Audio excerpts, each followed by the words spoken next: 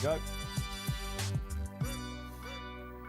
Hey, at least we've turned up on this Saturday on Racing Post Live. Aye, Dave Orton, the captain of the ship, steering you this afternoon on what is still a sensational afternoon of jump racing ahead. I don't know. Let us know. If ever we're going to hear from you guys, of course the show is interactive. Today is the day. No monster coming over the hill, I'm afraid. That means it's all up for playing the Coral Hurdle.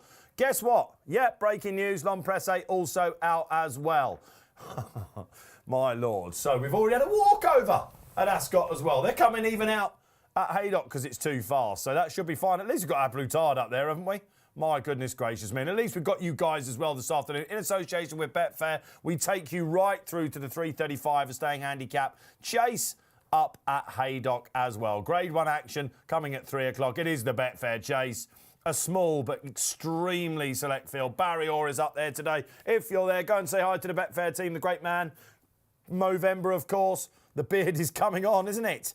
For old Bazza. And that's our charity of choice. If you're new to the show, we play a trade in every single race. There's the real market. You can see that. And this is a real Marmite horse coming up in the first day. You can see 150 takes us through 7 races. Yes, we have still got 7 races, despite the fact there was a walkover. Who have I got on the panel with me? You'll be asking. Well, a rose between two thorns for sure. And you were a little bit late into the office today. I was worried that it was too quick for you in here. I know, exactly, yeah. I thought I was going to be a non-runner because of a late monkey. ground.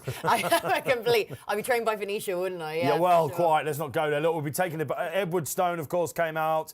Kate Tracey, great to have you back. I think we're going to need you this afternoon. Oh, I got to solve 2-runner fields and such. You've got to solve the game.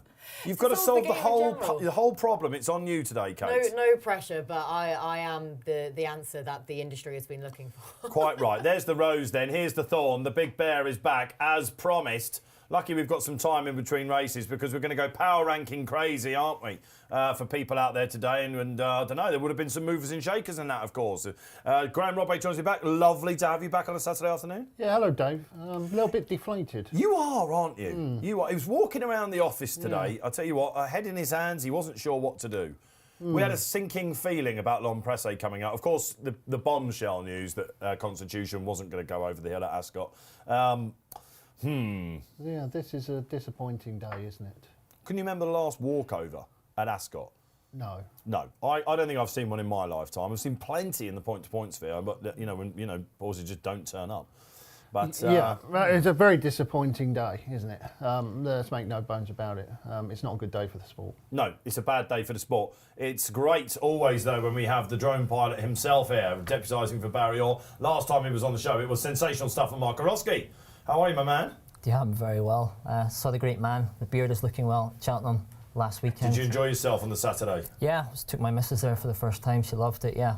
She backed the first 3 winners, as you can imagine. Mine were no good, but again, beginner's luck. But yeah, looking forward to the action today, Haydock and Ascot. It's just unfortunate with the non-runners, but I've got a nice each-way double. No massive each-way lucky 15 because we don't have the runners, unfortunately, but I've got a nice each-way double. It's lucky we've got enough for a double, isn't it, Marc? Yeah, That's what just you're saying. enough, yeah. All right, so should we look? Marc does this for charity, and again, safe gambling guys out there, especially on a day like this at the moment where all the markets have changed. You could kind of look at what's going to be the front runners and stuff like that. They all come out. I say they all come out. We'll get them up in a minute. Who exactly has come out and count them up for you? They put 5 mil of water on at Ascot last night. It's a drying day. We will get into the bones of that, and we want to hear from you. How do we solve this crisis? And I think we can now say we're in a crisis, aren't we? But and honestly, on this show, we're usually positive. But today we might have to get a little bit deep down and serious into the muck, I think, and try and work this out. So, Marc, what is the double? Yeah, I went for a big one here. We went in the 3 o'clock Haydock. We've got Imperial Aura, 40-1 each way, 4 places. And the 3:35 Haydock, we've got Easy's Lands, 66-1. Is that still in training? Yeah, listen, only an 8-year-old down in the weights. I think this one's massively overpriced at 66s. I mean, the value's in the place here. If they both win, I mean, actually absolute mayhem, but the value's in the place here. I got a £15 each way double, which pays 36,000. So Easy's Land and Imperial Aura. Imperial Aura, class angle, Cheltenham Festival winner. Yeah, both. Both Cheltenham Festival winners, of course, the cross country, isn't it? Yeah. Very interesting horse, Easy's Land. All right then, okay, the tips are underway. Listen, if you want to have a little tipping challenge between yourselves, get him in. This is interactive. This is your chance to have a shout out. Have you been to Ascot and come back? Have you walked out and discussed? Are you at Haydock? Where are you? Wherever you are, let us know. We love to hear from you. We know we have loads of overseas viewers as well. Look, and we will have some fun, and we will try and tell you where to put your money, and also after the race, where it might have gone. That's what it's all about, isn't it? Let's get some raucous scenes going then, shall we? Look, we are all a little bit deflated, aren't we? Look, we've got 15 minutes until the first at Haydock, which Hitman struts his stuff pre-King George. Will we all be going for that? You'll find out very shortly. But let's talk about this now. Yesterday, they raced at Ascot, and I believe one leading trainer said it's perfect ground out there. One leading trainer Was that called Nicky it. Henderson? It was It Nicky. was. Yeah, quoted him, Was wasn't it? Perfect ground. Okay. Now, it was dry overnight. All right. At the start of the week, Chris Dickles was telling the trainers they were still firm underfoot. Okay. We then had Deluge City, and I know people in Ascot. I was calling them, and they said it would be heavy if we rained here today. But seemingly underfoot at the moment, and you'll know, guys, when you're going out and walking your dogs, whatever you're doing, or playing football, everyone's worried at this time of year about football matches being called off. Little ones, men, amateurs, all that sort of stuff. But you just kick off the slot, right? It is still pretty hard underfoot. Yeah, it is. For the time of year. Yeah, it is. Can we blame Nicky for this? No, I don't think you can blame Nicky. He's got the most exciting horse that we've seen for years, and he doesn't want to risk the horse on good ground first time out. It's not Nicky's fault, I suppose, that the weather hasn't been wet enough for him to run. I don't blame Nicky. It's not particularly Ascot's fault, although I do think that Ascot should offer racegoers a refund who went today. Just to give that a bit of context, that's a fairly controversial line, maybe. I mean, it's unheard of, really, isn't it? I mean, is it unheard of? I think people turning up to the track late. Have we had refunds before? We've at a had track? Fontwell a while back. Chester as well. Did that do it in the summer? When they called it off because of false ground, did they do some refunds and I things think like that? it was quite. They offered, but there was some sort of debate over that anyway. I think it was a very minimal refund, or it was a way of getting them in again. They offered something that wasn't quite satisfactory, I don't think. I can't remember exactly what it was now. Fontwell, I can't remember if it was towards the back end last season or over the summer there. They had, no horses declared whatsoever for their meeting, basically. And they then said, prior to ticket sales, they said, look, we're going to offer it. It's only going to be, a £5 a person. So they compensated for it before the day, knowing that they had a lack of declarations. But in terms of a race card that's gone ahead, that's then had such a, that's been abandoned or anything, it's all because of lack of runners. I don't know. I haven't heard of it before where they've then... Should they do it? I think so. I think it was £20 for your standard enclosure, £40 for another certain enclosure at Ascot today. And, I mean, it's not satisfactory, is it? But at the same time, you could say, well, racing fans knew what they were going to be expecting today. That's probably the line they're going to try and spin on it. But to have a walkover, all of those non-runners today, I think that some goodwill gesture should be there, just for a PR sake, if you want to look at it from a cynical point of view. It's like going to a point, isn't it? You don't know what's running. You're going to, at a point to point, you go down, or you get told just before the race, so you can go down. And you have to sort of look at who's declared. They come on the day and they declare, and so you get loads of walkovers and stuff, 3-runner races. Everyone moans about it, 10s on shots. This is surely the equivalent of buying tickets for a Tyson Fury fight and then being told on the day when you're there, turning It's up. not fine. Tyson Fury. Love you, Derek. Tyson Fury's not turning up, but the undercard will go ahead as normal. So, enjoy that and pay as much as you would normally. Surely we've had a walkover. Long Press now doesn't run, so we've got a match for the Grade 2 race. We were all saying if it's good enough for Long Press, surely Constitution Hill will run. We've just seen the first at Ascot, the first race since we've been in the studio. What won that, by the way? Oh, in the studio, in the 3:30. What, no, the 1:30, the mayor's race. It was What won that? 1:30. Was anyone watching that? Oh, no, we No. didn't. All right, we don't know. We're too busy moaning. Let us know what it was. I think we all, There should be some concession for race scores. I mean, you look at that Edwardstone, the home press, Constitution Hill, like the real racing fans, that's probably what they went to see. The 3. Yeah, Josh exactly. Moore comes on, not the Josh Moore, is it? And says, Cheltenham, surely not, Cheltenham is killing National Hunt Racing. Josh, thank you for opening the floor. Cheltenham is killing National Hunt Racing. The C word's going to get mentioned again, isn't it? Because people, I don't want to run today. And what about sponsors and prize money and things like that? It's insane, isn't it? Betting Sponsors turnover today must be impacted as well. absolutely head in hands, wasn't they? There's multiple things, commercial aspect, betting turnover, just it's probably not the greatest race day experience for, say, your new race scorers as well. Yeah, I mean, this is a sport that's struggling right now. Yeah. And this is not a day that we need. If you've gone to Ascot, you've been massively shortchanged. We're going to suffer in the levy because, as Marc says, the betting turnover is going to be hit quite badly, you would expect. And how on earth are we meant to attract new people into the sport when all of its stars just don't turn up on the day? I've got a mate whose birthday is today, and about a month ago, not that into racing, likes it, but it was like, I'm hearing all these great horses and this Constitution Hill who's got the buzz. You know, Alex Hammond was on Sky Sports this morning saying about, could this be the Frankel of the jumps? That's the sort of thing. You said you did a piece yesterday, which has caused a little bit of eruption already. We'll get to that as it goes on, but you didn't actually say that Constitution Hill was better than Isterbrak, did you? No, I said he had the potential to be better than Isterbrak. Which angers people, because but you said he was already a better horse than on ratings than Hardy Eustace, a dual champion hurdle winner. He's already a better horse on Racing Post ratings than Hardy Eustace. That is a fact. Yeah, it's not. We're not. Listen, this is where you need to give your head a wobble if that angers you, right? Because Graham's not actually saying that he's a better horse necessarily than Hardy Eustace, but ratings will tell you he's a classier horse, right? It doesn't mean we love or dislike horses or anything like that. This is kind of like you're bound by the ratings. We're going to work out exactly what goes into those power rankings as well. Can't wait for that. Listen, I've told you. Have you got your not so sleepy argument ready? I've got my not so sleepy. I'm delighted because I'm going to have a pop in about that one, guys. But look. People are asking me a month in advance, can you get the Saturday off, Dave? I know you don't really do it because we've got to go to Ascot today. We've got to go and see this. You know, I'm sure, luckily, Haydock have, still got the real star turning up, haven't they, now today? Thank God we got one of them. Please, Lord, that they think the ground's all right for him. Well, you see, I love racing, right? And I love going racing. And there's a meeting that I always go to every year, the Tingle Creek at Sandown, in a couple of weeks. And there are two reasons why I'm seriously considering not going. Number one, I'm wondering if there might only be 3 or 4 runners in the race. And something The Tingle Creek. The Tingle Creek in the big race. And something might just turn up and be from 1 to 3 and have a stroll round. In which case, that's quite boring for me to watch. And the other one is, of course, the train strikes at the moment that are causing havoc. And is another thing that is really hitting racing at the moment. And that is going to obviously be a big thing next week at Newbury, which is another big day for Coral, of course. Just like their Coral Hurdle today has been absolutely hit by Constitution Hill's absence. Next week, the big race is the Coral Gold Cup, and there's no trains running there. What a nightmare that is. Yeah, that's something that we're going to be talking about a lot. We are hearing, by the way, about this refund thing. We've got men on the ground, of course, and women on the ground at Ascot. And we are hearing that a lot of racegoers are not satisfied. Yeah. You paid in your price is a certain amount of races, isn't it? Mm-hmm. And okay, it's not necessarily Ascot's fault that there is a walkover, but I don't know whose fault this is. I don't think it's Ascot's fault. That's the tricky thing, isn't it? And I don't think it is necessarily the trainer's fault. What does Joe Holden say? Joe, welcome back, my man. And he's saying, would Henderson have run Constitution on ground if it was Cheltenham? Of course he would. Of course he would. But this is where the problem herein lies, isn't it? Because we don't mind going once on faster ground than he might want. On the big day, we think he'll handle it. But of course, we didn't see Constitution Hill after Cheltenham. He didn't fancy Aintree in case it dried up. He, of course, won the Tolworth on heavy. We didn't even know Constitution Hill unless you were close to the yard this time last year, did we?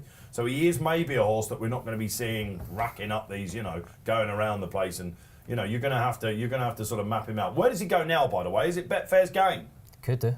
Could be an our benefit. But just on to today, I think there's got to be some concession from the racecourse.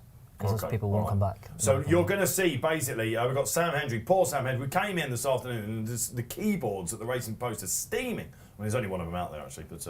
But poor Sam Hendry, one of the real brains on the news desk out there, is like, oh, Dave, hell of a day. He's going to feed me through some lines if he gets them from the track, so we'll be hearing from people there.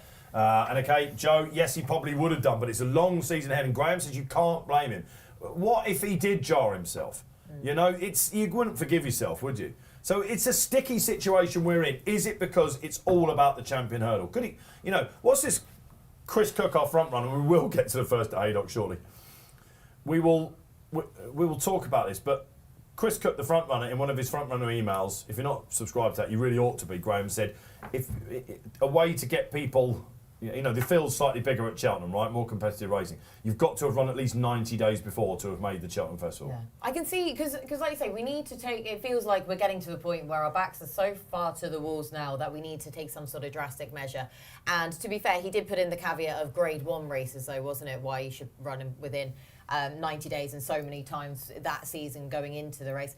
But obviously when you're dealing with animals and they do have their fragilities, then it is very tricky to impose that. And when you've got a horse that needs to go there fresh from a certain amount of time off, or has had a time off after getting out of a season, getting out early. So many of our Cheltenham Festival winners down the line, we've seen start off their season, the Albert Bartlett colours, Ronnie Bartlett colours. Yeah. Who Simon Sigg, etc. Yeah, that's it. Who then came back later in season after missing the winter mud. So you need horses. So there's certain horses that just wouldn't fall into that category. Is it Calvin you're on about? Yes. Yeah. That's it. Got there, okay. Yeah, thank you. But yeah, there are so many horses that wouldn't. It's just not applicable. It's impossible to be able to do that. But at least he's throwing the idea out there because we need to do something. Yeah, we need to do something. The problem is, Dave, as well, is that once we get after Christmas and it gets to January and February, trainers will start going the other way. Close. What they'll be saying is it's too deep. It's too deep, yeah. and we don't want to have a hard race on deep ground before Cheltenham. So, sorry, I can't remember the emailer's name, but to answer his question, is Cheltenham killing the National Hunt Festival, the National Hunt season as a whole? I think it's having quite a profound effect on the whole season. Yeah, because of course Edwardstone's now defected twice, isn't he, Kingy? So look, what you can absolutely rely on, guys, here is that our roving reporters and our best men in the game and women on that news desk, they are basically going to find out from the trainers what is exactly going on. Something tells me we need to just draw sticks and start again here a little bit. Right, on to this first race. Shall we do that? We've got plenty of time in between some of the races and loads of chance. I can see the chat's going absolutely berserk out there. If you want to know how to get involved, say hello in the show, have your say today. This is your forum. You can like and subscribe, of course, on YouTube. Get in the chat box. Anything on Facebook Live, we'll pick them up there. And Twitter, hashtag, what a shout. Jack Reeves doing the clips today for us on that. Check them out. 4 socials then coming up on this. Who's with Hitman? Been firing blanks, this chap, hasn't he? We were saying yesterday. We had the owner in with us yesterday. Paul Bakewell, welcome along, man. Says, I reckon Hitman will improve with the distance. He wins. And then on to the King George. You don't think so, G? No, one of my best bets of the day runs in this race. OK, let's get the trade from Marc then, because we've gone on so much about all the politics. It's boring stuff. Let's actually see some classy animals, shall we? Yeah, I'm quite sweet on Hitman. Obviously, it's not the strongest renewal, small field. He's clear on ratings in the second entry last time out, solid. Obviously, Jimmy Stirling's Gallo done the business last week at the Paddy Purse, Frank de Form. Should come on for that second entry as well. It's nothing original here, but we're just going to go for a straight win on Hitman. He's 1.64 on the Betfair Exchange right now. I did have a look at potentially distance bets, but I think we'll just go for a £25 straight win to get the ball rolling here. Don't mind taking a bit of odds on about this chap. Yeah, listen, I think he's clear on ratings. This is dollar distance time, man. Why aren't we lengthening the odds here? Well, he's around that price to win by 3 lengths. I think the value is just backing it in the win. He's having such a bad day that his nap's about to get sunk here, and he's going to be intolerable, the bear. What is the nap? Come on, tell him all. Yeah, the nap is Manila Drama. Yeah, I think that this horse was very, very impressive when he won at the track last season. He was very good that day. He came out a couple of times afterwards away from this track, disappointed. I just think maybe he's a Haydock horse. I thought he may be a Haydock heavy horse, but how heavy is the heavy at Haydock? Well, I don't think it is. Out, isn't he? I don't think it is. He's a real mudlark out in the last race that we're giving. Kate, Tracey, you like another one? Yeah, Earn River. Yeah, I take on Hitman every single time he turns up, and so far it's been to pretty good effect as well. So I'm not going to change that habit of a lifetime. I would love to see Itchy Feet do this. Yes, we've got all 4 of them between us. I think Hitman will win this before he goes on and has a say. We had Ged Mason, you were calling him yesterday, with us on What a Shout, didn't we? Lovely fella, wasn't he? Ged? Lovely fella. We actually recorded our race previews before Ged made it in, Jed, obviously. And you actually completely bottled it, didn't you? I did, yeah. I mean, you were too nice to him. It is unlike me. But I'd already done the big spiel before we then spoke to Jed afterwards. People are watching What a Shout going, he's absolutely bottled it. It's most unlike me. Because he's such a nice man, Jed is. He's an absolute gentleman of a man. And hopefully you enjoyed that. Needless to say, I'm not Hitman's biggest fan. They weren't sure whether they were going to go here or Ascot, by the way. And I bet they're probably thinking to themselves now. Yeah, without long rest now, yeah. But Jed and Sir Alex, I think, are in situ. And this is very interesting, guys, isn't it? Harry says, on we go. Now, Itchy Feet really ran a belter in this race last year. I know he gives, he's itchy teeth, isn't he? Do you know what I mean? He's got it's itchy skin. But he ran so well against Brave Man's Game.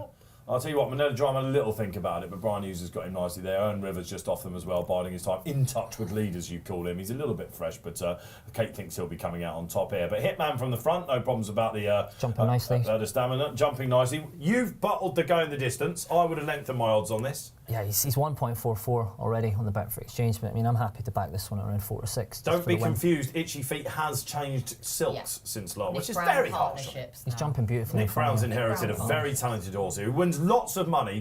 He's a little bit like Hitman. He doesn't actually get the ones next to his name, does he? But he ran so well in this last year where he actually put it up to Brave Man's Game and paid a little bit for it. I have 3 Ollie Murphy horses I put into the same bracket. Itchy Feet, Brewin'upastorm, Thomas Derby. We're seeing 2 of them today. Yeah, exactly. That's stuff, yeah. I know. Yeah, Murph did sort of get a few go that way, didn't he? All right, G, what are you thinking about yours? He's out the back. Yeah, I'm not too worried. He's a bit free, but this is when you've got a horse, I always think who struggles to win.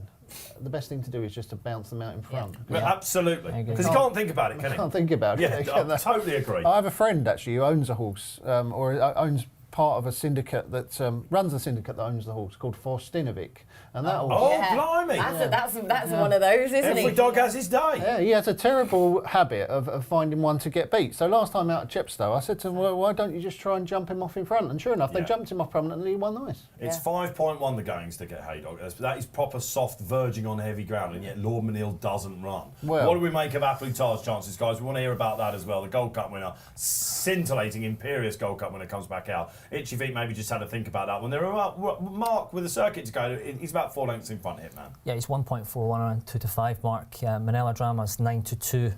So they're not really moving. It looks like a match bet here, the betting and running. The other 2, a few dodgy jumps. Mine's starting to warm up now, Marc. He's starting to jump well. Hughesy, aboard Manila Drama, who now just about shades into second place, came wide when he won at the meeting when he did it as a novice. Yeah, he likes the outside route, whereas Earn River Kate's going all the way in the inside. Yeah, on the inside there. He was keen enough early on. That's what we expect from him, hence why he tends to be dropped out. He's jumped well enough, though, considering they're just sort of lobbing along there, really. I did expect Manila Drama to be trying to put the pace to the race, but yeah, Brian Hughes obviously taking You were hoping he would. I was hoping he was going to, because that's how we saw him to such good effect in and his it would maybe make Hitman think about it a little bit. Of course, we saw Hitman's old roan former Aintree on his return. When a few people still called him names there, we saw it handsomely advertised, didn't we, in the Paddy Power Gold Cup on this show last Saturday. What scenes we had with the 2 jocks that were in that day, Matty Batch and Charlie Pope. But was that the Garlaw that we really saw at Aintree? I'm not sure. You thought he was just having a spin round there. He just had a spin, didn't they?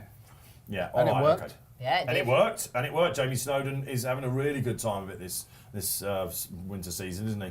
I call it winter season, guys. We also have to bear in mind that we have a drought in this country, all right? So you're damned if you do, you're damned if you don't. But then, of course, it goes and deluges at Sandown, guys, isn't it? And they call it off. And then we call it off because of waterlogging. Yeah, but during the week as well, didn't we? Market Razor, but that was biblical stuff. Yeah. I don't know. It's going well on the inside, isn't he, Manila Drama?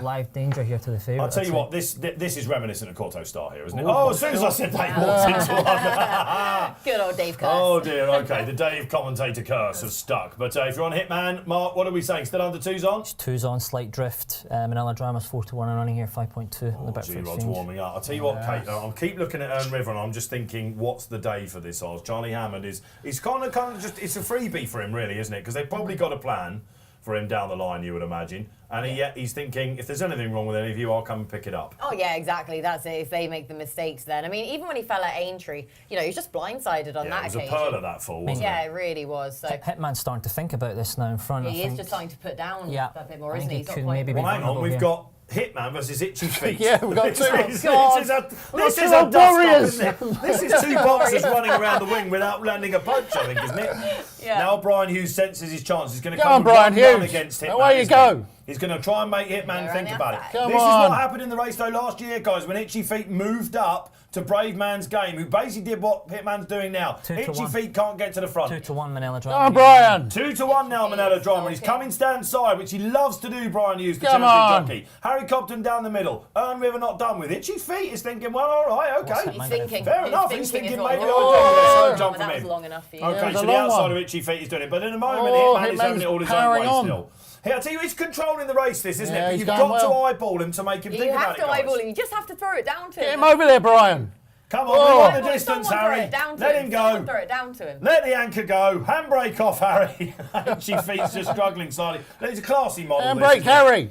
He is, but you just need to eyeball. You just need to Kate, get you're going going to to eyeball him here? No. No, that wasn't a good made jump a from mistake River. there. No, they're not having had a drama either. Well, it looks like the decision's going to pay off to stay up at Haydock, guys, for his first preference. What would this chap have done against Longpress? We'll never know, but he's absolutely sailed over that. Not too far, Harry, not too Too far. far! Go on, Harry, I want the distance. Not That's too it, far. Marc. I knew we should have done that. Not too Look at it. far. What are we winning by 10, 12? Absolutely sensational stuff. And good to see a horse that has been called loads of names by you, by me, by everyone on the panel.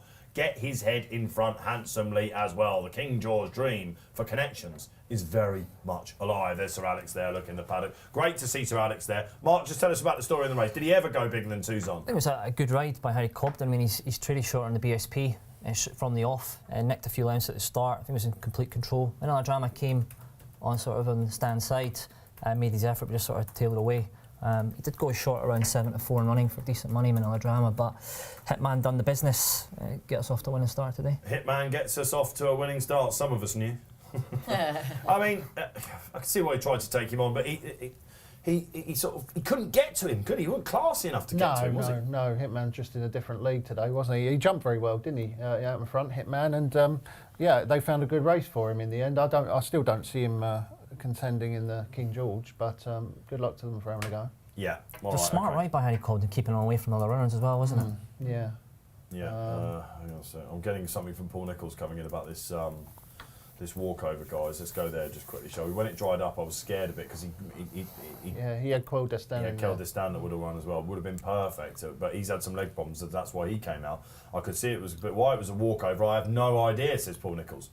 Lorcan Williams rode in the first and said, I don't know what they're on about, the ground is safe. This is what we're going to see coming out. That's very much a Paul Nichols MO, that, isn't it? The ground is safe. It is. Why did you say he took out Kurdistan then? Well, because he's had some leg issues. Oh, sorry. So he he actually wants, what would be safe, soft, easy ground. Yeah. And again, a reminder for people out there, think what you want about. If horses have had injuries, Kate, tendons and things like this, you don't want to be running on something that might just jar them up. I mean, exactly, yeah. Especially this early in the season. That's why we all want to point the blame somewhere at someone. But as Gerard said, where are we pointing the blame to? Because I don't blame the trainers. Stuart Evans took out Arizona Cardinal in that second one because he had a one very of your smart trainers, horse. Stuart, isn't he? Yeah, mine. Yeah, because I mean, Well, they you've got had- a sort of, an umbrella with training. Tom That's George it. would be another one. Yeah, completely. Hobbsy. That's it. And yeah, well, I'll still hold on to, even though that was how many years ago now. I still hold on to my Mullins. little set. Yeah, of course, I'm Mullins, of course. And but Stuart had a runner in the first race, a really talented horse called Gunnery Officer. Yeah. Now he does want soft ground, Gunnery Officer, but Stuart this morning saw that the race had cut up. Wasn't sure whether to run the pair of them at Ascot anyway. Thought, you know what, Stuart is not a bottle job in any way. If a race is there, he will run a horse. He ran Gunnery Officer. Gunnery Officer pulled up. And straight away, he then said, right, I'm not running Arizona Cardinal then. Obviously, I haven't been in touch with him to know if Gunnery Officer's okay, but it's going to be because of the ground, because they were unsure anyway. But they took their chance of him, didn't pay off, hence why we ended up with the walkover, because then he took Arizona Cardinal out. And Stuart is the least bottly trainer you will ever meet. The problem we have, of course, is that we're saying we don't really know who to blame. No. Is that somehow, somewhere between us all trainers, we have to get together and work out how to fix this. Because Is it the weather to blame? no, this is killing the sport. Is the weather to blame? We've had an unprecedentedly dry year. Everyone's, referencing 1976. But if that is the case, and it's only going to get worse because of climate change, then there's no future for jump racing if that's the case, is there? Because last weekend at Cheltenham, there was a race there that might as well have been a walkover, mightn't there? A Nubi Negra went round at 1-10 to win what was supposed to be one of the whole features of the weekend. And it's just a turn off, and it worries me. Like this. I love National One racing, and I love jumping. We saw it last season, though, didn't we? The alarm bells were there. But this is really bad. Like this is really bad for the sport. Yeah. Okay. All right. He's in a good mood today, isn't he? All right. We've got. And guess what, Graham? You've got a match race coming up. Who wants to watch this? Shall we look forward to another race that might cut up, and that's the King George, of course. By the way, it's been a little bit of a gamble on that all of a sudden, haven't we? Is he all of a sudden going to put Gallopin in that? Yeah, Gallopin that's what see a blue. No, was we'd love to see suggesting. that. No Allaho, of course, coming over. We think the Envoy Adam might be there. Who wins the King George? Do you think Hitman can win a King George? Oh, it's close. Look at that. No, 41%. Yes, 41%. No, 59. Okay, and I'm seeing some 1, 2, 3s coming in from people as well. Larry Parsnips, what a name. It says Hitman will win, M by Allen second, and Noble Yates third. Leave it out. Larry. 41%. I hope you don't boil your parsnips, Larry. They're Back to that. disgusting. Leave it out. Roasted with a bit of honey, 41%. beautiful. 41% think that Hitman can win the King George. You're roasting Larry. Are they having and a his laugh parsnips. or what? You're roasting the You're parsnips. honey Are roasting they trying to parsnips. wind me up like I, I'm with you. I don't. 41%? The guys in the gallery have backed Hitman. They're all listening to Paul Keeley, of course. I think he's a place Lee, King George. You think he's place staying the King George? Yeah, I would have him, yeah. Well, Frodon, it was good enough for Frodon to make all, didn't it?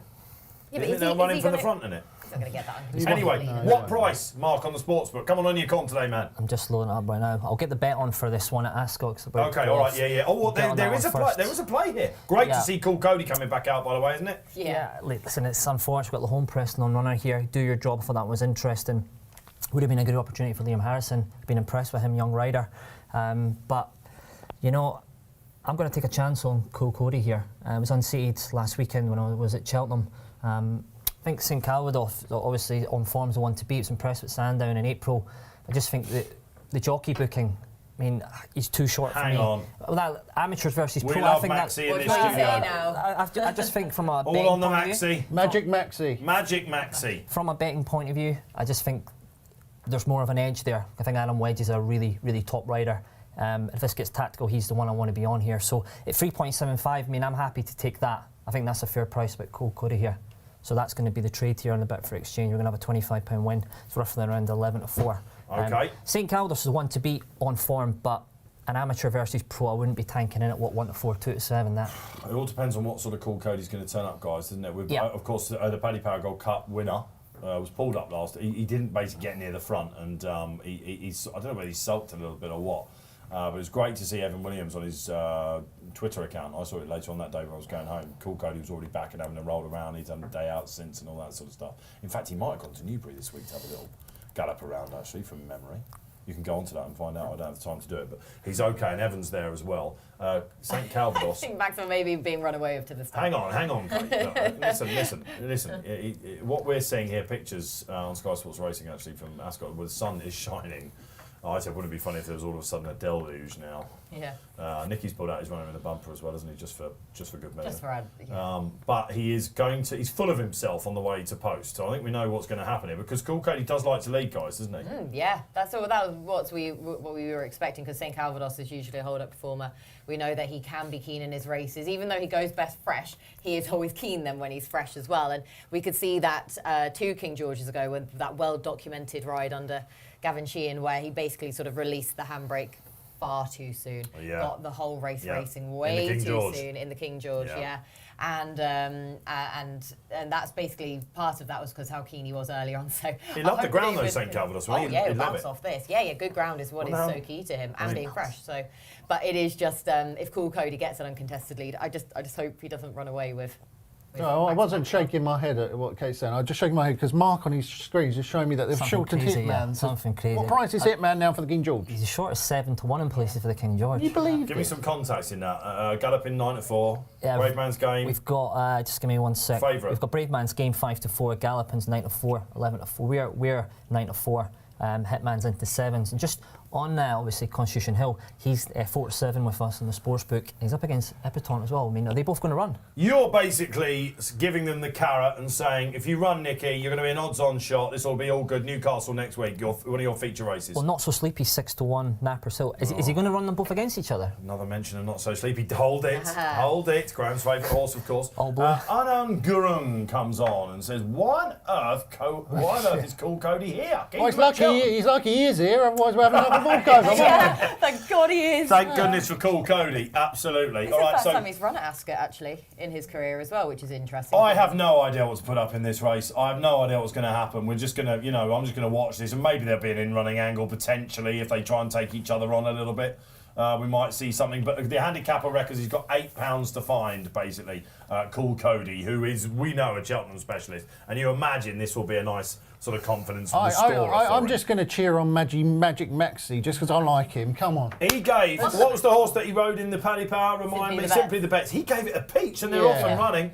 And they're both very keen. Cool Cody up and over first. He'll love it out in front, Cool Cody. He has to lead, and he is at the moment. Magic Maxi, David Maxwell, the Corinthian. He's keen on the outside. He's going to throw it down to him. He loves it. Come on, This is why it Maxi. might be quite exciting, this over 2 mile might fight. love this, Kills though. keen as He well. might absolutely love having Maxwell on his back. Look, don't know. God, this is going to be. They're going to be walking up the straight if this continues. They're going off Well, like this- the nuts. It's rapid ground, though. Don't worry. Nothing will get tied in this ground. well, you called this, Kate, because on the way to Post, we saw what might happen during the race. He's and a keen horse for professionals, so that's again throwing no shade at all whatsoever on David. But he's brilliant for the game. And on a day like this, thank goodness David Maxwell's riding this hot pot because it gives us a bit more fun, doesn't it, to watch? Yeah. And I mean, if you're at Ascot now, are you bothering to go away from the bar?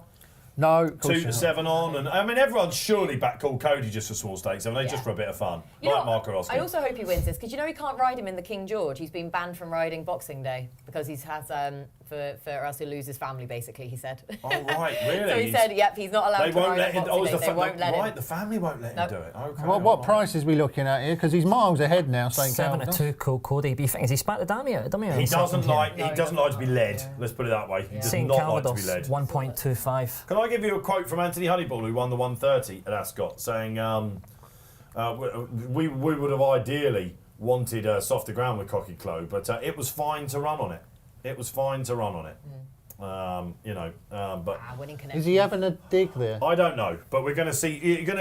Tomorrow's Racing Post will be, if you actually want to know what's going on, will be pretty unmissable. And I imagine the front page on Monday, which is a news show that we do, that will be not one to miss as well, because this is going to rage on to next week. Isn't he? Of course, He's we've got still the not new settled in showcase. front. No. And now he's got the downhill run going away from the This Stanton doesn't as well. stop, for goodness St. sake. Calvados guys, this is wins. about 15 lengths clear, would you say, Dave? Let's have an in-running social. Who's coming up and joining us? Thank goodness you're here, Martin Far too Lewis. keen. Far too keen, says Martin Lewis. He's expecting him to fall in a hole. Is that Martin Lewis from the Money Supermarket? I'm not sure. To save us all. I'm not sure. Martin Lewis is not trying to just save the country, but also trying to save David Maxwell and say, hold him a bit harder, Maxi, as they Go go on, out to the Maxi. far side. So, Mark, what is it, 1.2? Yeah, he's 1.25 and 2 to 9 and running here. Cool Cody's 7 to 2. But I mean, you never know with this thing in front. Could fall in a hole, make a mistake. Oh, could fall. Yeah, exactly. I mean, I'm looking at the chase course now. Let's look at these guys out there as well. I mean, you sort of understand why they're not running long press on that. I mean, I remember Keel said in the big jump off that we did here at the Racing Post, he was worried about long press. He was worried about the season because they might only run twice before going to the Gold Cup. Yeah. So if that is the case, and again, there's the Cheltenham thing, guys, isn't it? We just want them there in March. Everybody's booked their tickets. Everybody's booked their accommodation for fear of it going up a monkey. So, everyone's already booked, aren't they? So we want our horses to be there. So is it a problem? But it's even infiltrating Cheltenham, isn't it? Because last year at Cheltenham we had the Bob Ollinger versus Galopin Deschamps and one other horse. That New Year's Day meeting and that January meeting could be in danger of being called off as well. Yeah. So, we are in a bit of dire straits in the jumps game, aren't we? But we reckon we can fix it here for you. Graeme Rodway is here. Kate Tracey is here. Marc Hyrhorskyj training for Betfair today. Trading his way to glory, he could be, because Cool Cody is starting to warm up. What do you think?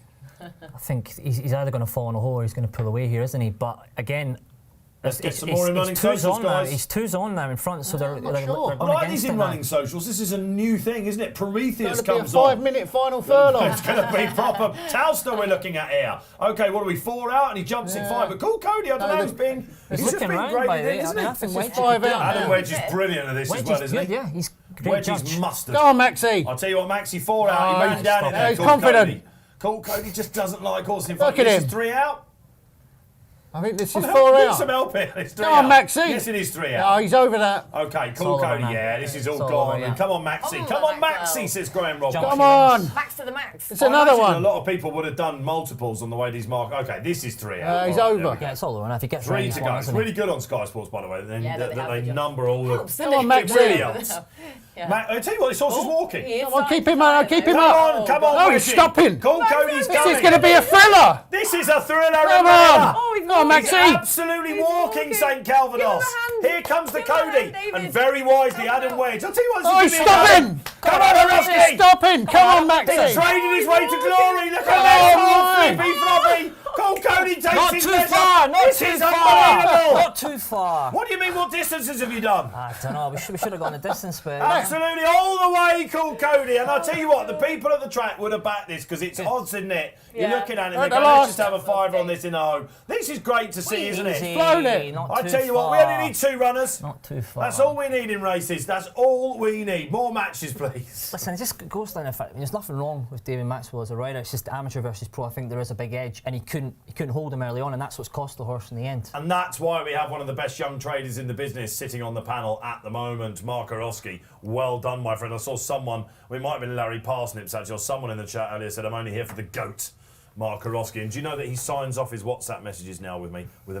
GOAT emoji? Yeah, I'd hope so The as pilot. well. The pilot Or a emoji, pilot. Yeah, or a pilot. What have we created I here? signed mine off with an astronaut. Moon man. Yeah, we don't need Constitution Hill. We've got our own trading monster right here. It's a really And smart well ride. done. Really smart ride from Adam Wedge. He sat off the page. You could see that David Maxwell just couldn't hold St Calvados, and he's picked it up at the right spot, and he's just stopped, hasn't he? What price did the great St Calvados hit him Jeez, running? He must jeez. have gone very, very short under I Magic think Maxi, did he not? A lot of people have probably been done there. He's went as short as 103 for 90 quid, so 33's on. He's been done for good Poor money. Maxi. 125's on for £2,000 as well. He's been run away with, isn't he? Okay, you yeah. called it, unfortunately. Yeah, I mean, he's always been a keen horse. But For still, all he that should have goes finished for a better than fresh- that. Yeah, he has fallen in a hole there completely, hasn't he? But yeah, maybe the ground's more testing than people were saying. That he's fallen in that much of a hole. You never know. Yeah, perhaps we won't go on race times there. Oh, we've got No, another social race comment. times The aren't Angus helping us, family. That was who it was. The Angus family. Is that plural? Here to see the GOAT, Marc Hyrhorskyj. They spelt your name Yeah, right as they've well, got which it is right. also Yeah. one of the challenges. Is that of your the day. mum? It's probably a copy and paste job, isn't it? Let's be honest. 100% you It's a copy and paste job. Yeah, absolutely right. The Angus family got it right, though. All right, okay. Dave Maxwell puts a lot into the game, says, hi, I'm Stu, but his better ones should be ridden by a professional jockey, IMO. That's not what it's about, is it? You know what you're getting. I mean, a lot of people used to have this with Sam Whaley-Cohen, didn't they, to a certain extent as Yeah. well? Wanted long run ridden Won a by Grand a National, pro. didn't he? You know, Gold Cup as well. And a Gold Cup, yeah. and a Gold Cup, yeah, and the rest. And a Betfair Chase, of course, as well. There's nothing wrong with these amateur riders. I mean, some are obviously better than others, but the same with pros. But from a betting point of view, I think there is an edge. Yeah. But that just comes into personal sort of opinion as well. Yeah, and Yeah. it's factored into the prices Yeah, anyway. exactly. Like, you're always getting a bigger price nowadays about David Maxwell's horses because people And it factor is that in. colourful. Yeah, Let it is. him do it. It's the beauty of this sport, isn't it? Like you couldn't just suddenly pay however much money. Well, maybe in some jurisdictions you could, but in this country you couldn't pay to your way to play. You know, to wear the number 8 shirt at United. Could you? You couldn't just walk onto the pitch. You're like. But it's a different game, Kate. He doesn't, he puts his money in. He's allowed No, to but that's ride what I his mean. horse. But that's kind Amateurs of should be. the It's an magic amateur of this isn't sport it? is that we have. Yeah. For all that it has this elitism in so many respects, at the same time you have sort of this grassroots feel to it where anyone can be involved in ownership or in Magnificent. doing that. Yeah, which ties in everyone into the sport. There's still time for you. What, Without the license. There's still time for you. I'd be far too scared, yeah. You would, yeah, well, same. Same. I'm not going to yeah. pretend that I wouldn't be. Oh, This Would man you trust might me have on a a go. steering job and a bumper for I'd like Nicky? to see you in a charity flat race. Talking about Set charity Nick flat around, yeah. races, Nichols may have had the second place in a match there, but he's had some good winners so far, including England, the Betfair charity race, the World Cup. I think I would have won on that one. to be Well, honest with was you. that laid out? Was it Bryony, wasn't it? Yeah. Here we go. Larry Parsnip said, love racing post World Cup show. Did Orton tear down the flags? Well, there are flags all over the place, were there? Pars. I'm going to call you Pars now. There were. No, I didn't. And we haven't Mark Langdon on the show, as you saw last Sunday. Lango, and let's hope you enjoyed that pull out. It was absolutely the bizzo, wasn't it? Kate, you looking forward to the World Cup? Or Well, yeah. I mean, it's been a shame, hasn't it? We haven't had any of the build up to a World Cup like we usually do. Hence, because it has so many controversies that I won't No go beer. into. That's the behind biggest it. controversy, beer. isn't it? Yeah, the most No beer. recent. Fine. 2 days before. I've got a mate who's going over, a Canadian mate to go over with all his mates from Canada are going over, and he was absolutely on the floor last night in the pub. I think he was making up for it there. It's a contractual nightmare for Budweiser, isn't it? Now, Oh, yeah. how are they going to sort that out? Well, I suppose it is, Yeah. but it's massive advertising, isn't it, globally? True, exactly. They're getting it Everyone's back in talking about spades. Budweiser. We've done it Yeah. on this show, you know, so it's, I don't know. There's two ways of looking at that. You can do it in the fan zones and things like that, but it's all of a sudden become like Dubai, isn't it? You've got to go to a golf club or something. You can get it out there. You know. Yeah. Who wins? You can go to duty free and take it to your hotel and all that sort Yeah, of but just not in the stadiums. Yeah. Yeah. Who wins it? Who wins it? England, Who England wins it? obviously. Yeah. Thanks, Kate. The dream is still alive. It's is definitely still not going to alive. be England, I'm afraid, guys. It's not coming home. Absolutely not. I think France might win it. They'll probably do us in the quarters, I think. Tiresome. Tiresome. I know, tiresome it may be. Tiresome Alton. Tiresome. You're looking forward to. You're going to try and convincing all your mates to go and watch the early England Iran game, aren't you? It's Yeah, 1 on o'clock Monday. Yeah, you're going to see a bit of Rice Baby. Rice baby. Yeah. Oh God, a West Ham fan amongst us. Marc, who wins the World Cup? Hopefully not England. Just be straight up about it, you know.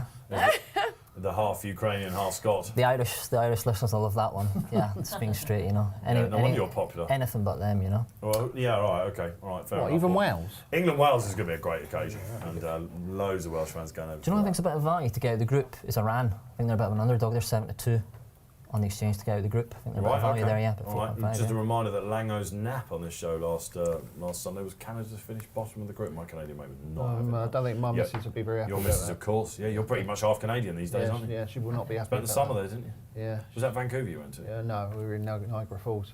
Actually, did a few shows from Niagara Falls. Yeah, did you? Yeah, Bruce. Oh, what, In the Know and things like that? Podcast. Yeah, of course. Bruce, yeah.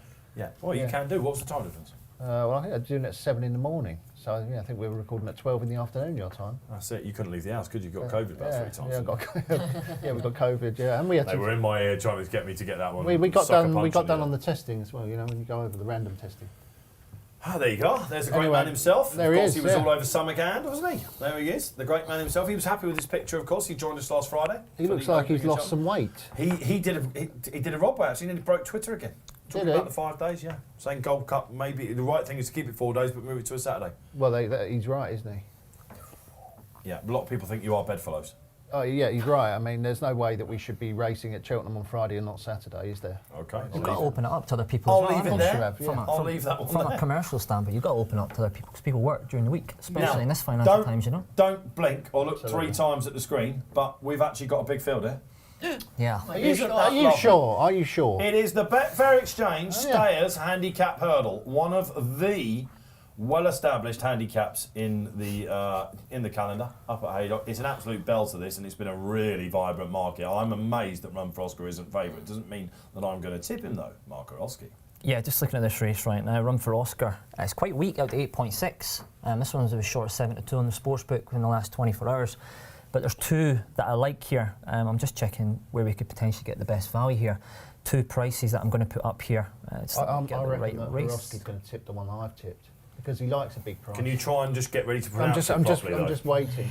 Right, we'll never get it. Come on, he's going to do it. So there's 2 that I like here. He's gone to the bottom of the list. Yeah, which is as good always, for you. Right? Yeah. First one is Imperial Aura. It's 80-1 on the sportsbook right now. We're paying 4 places.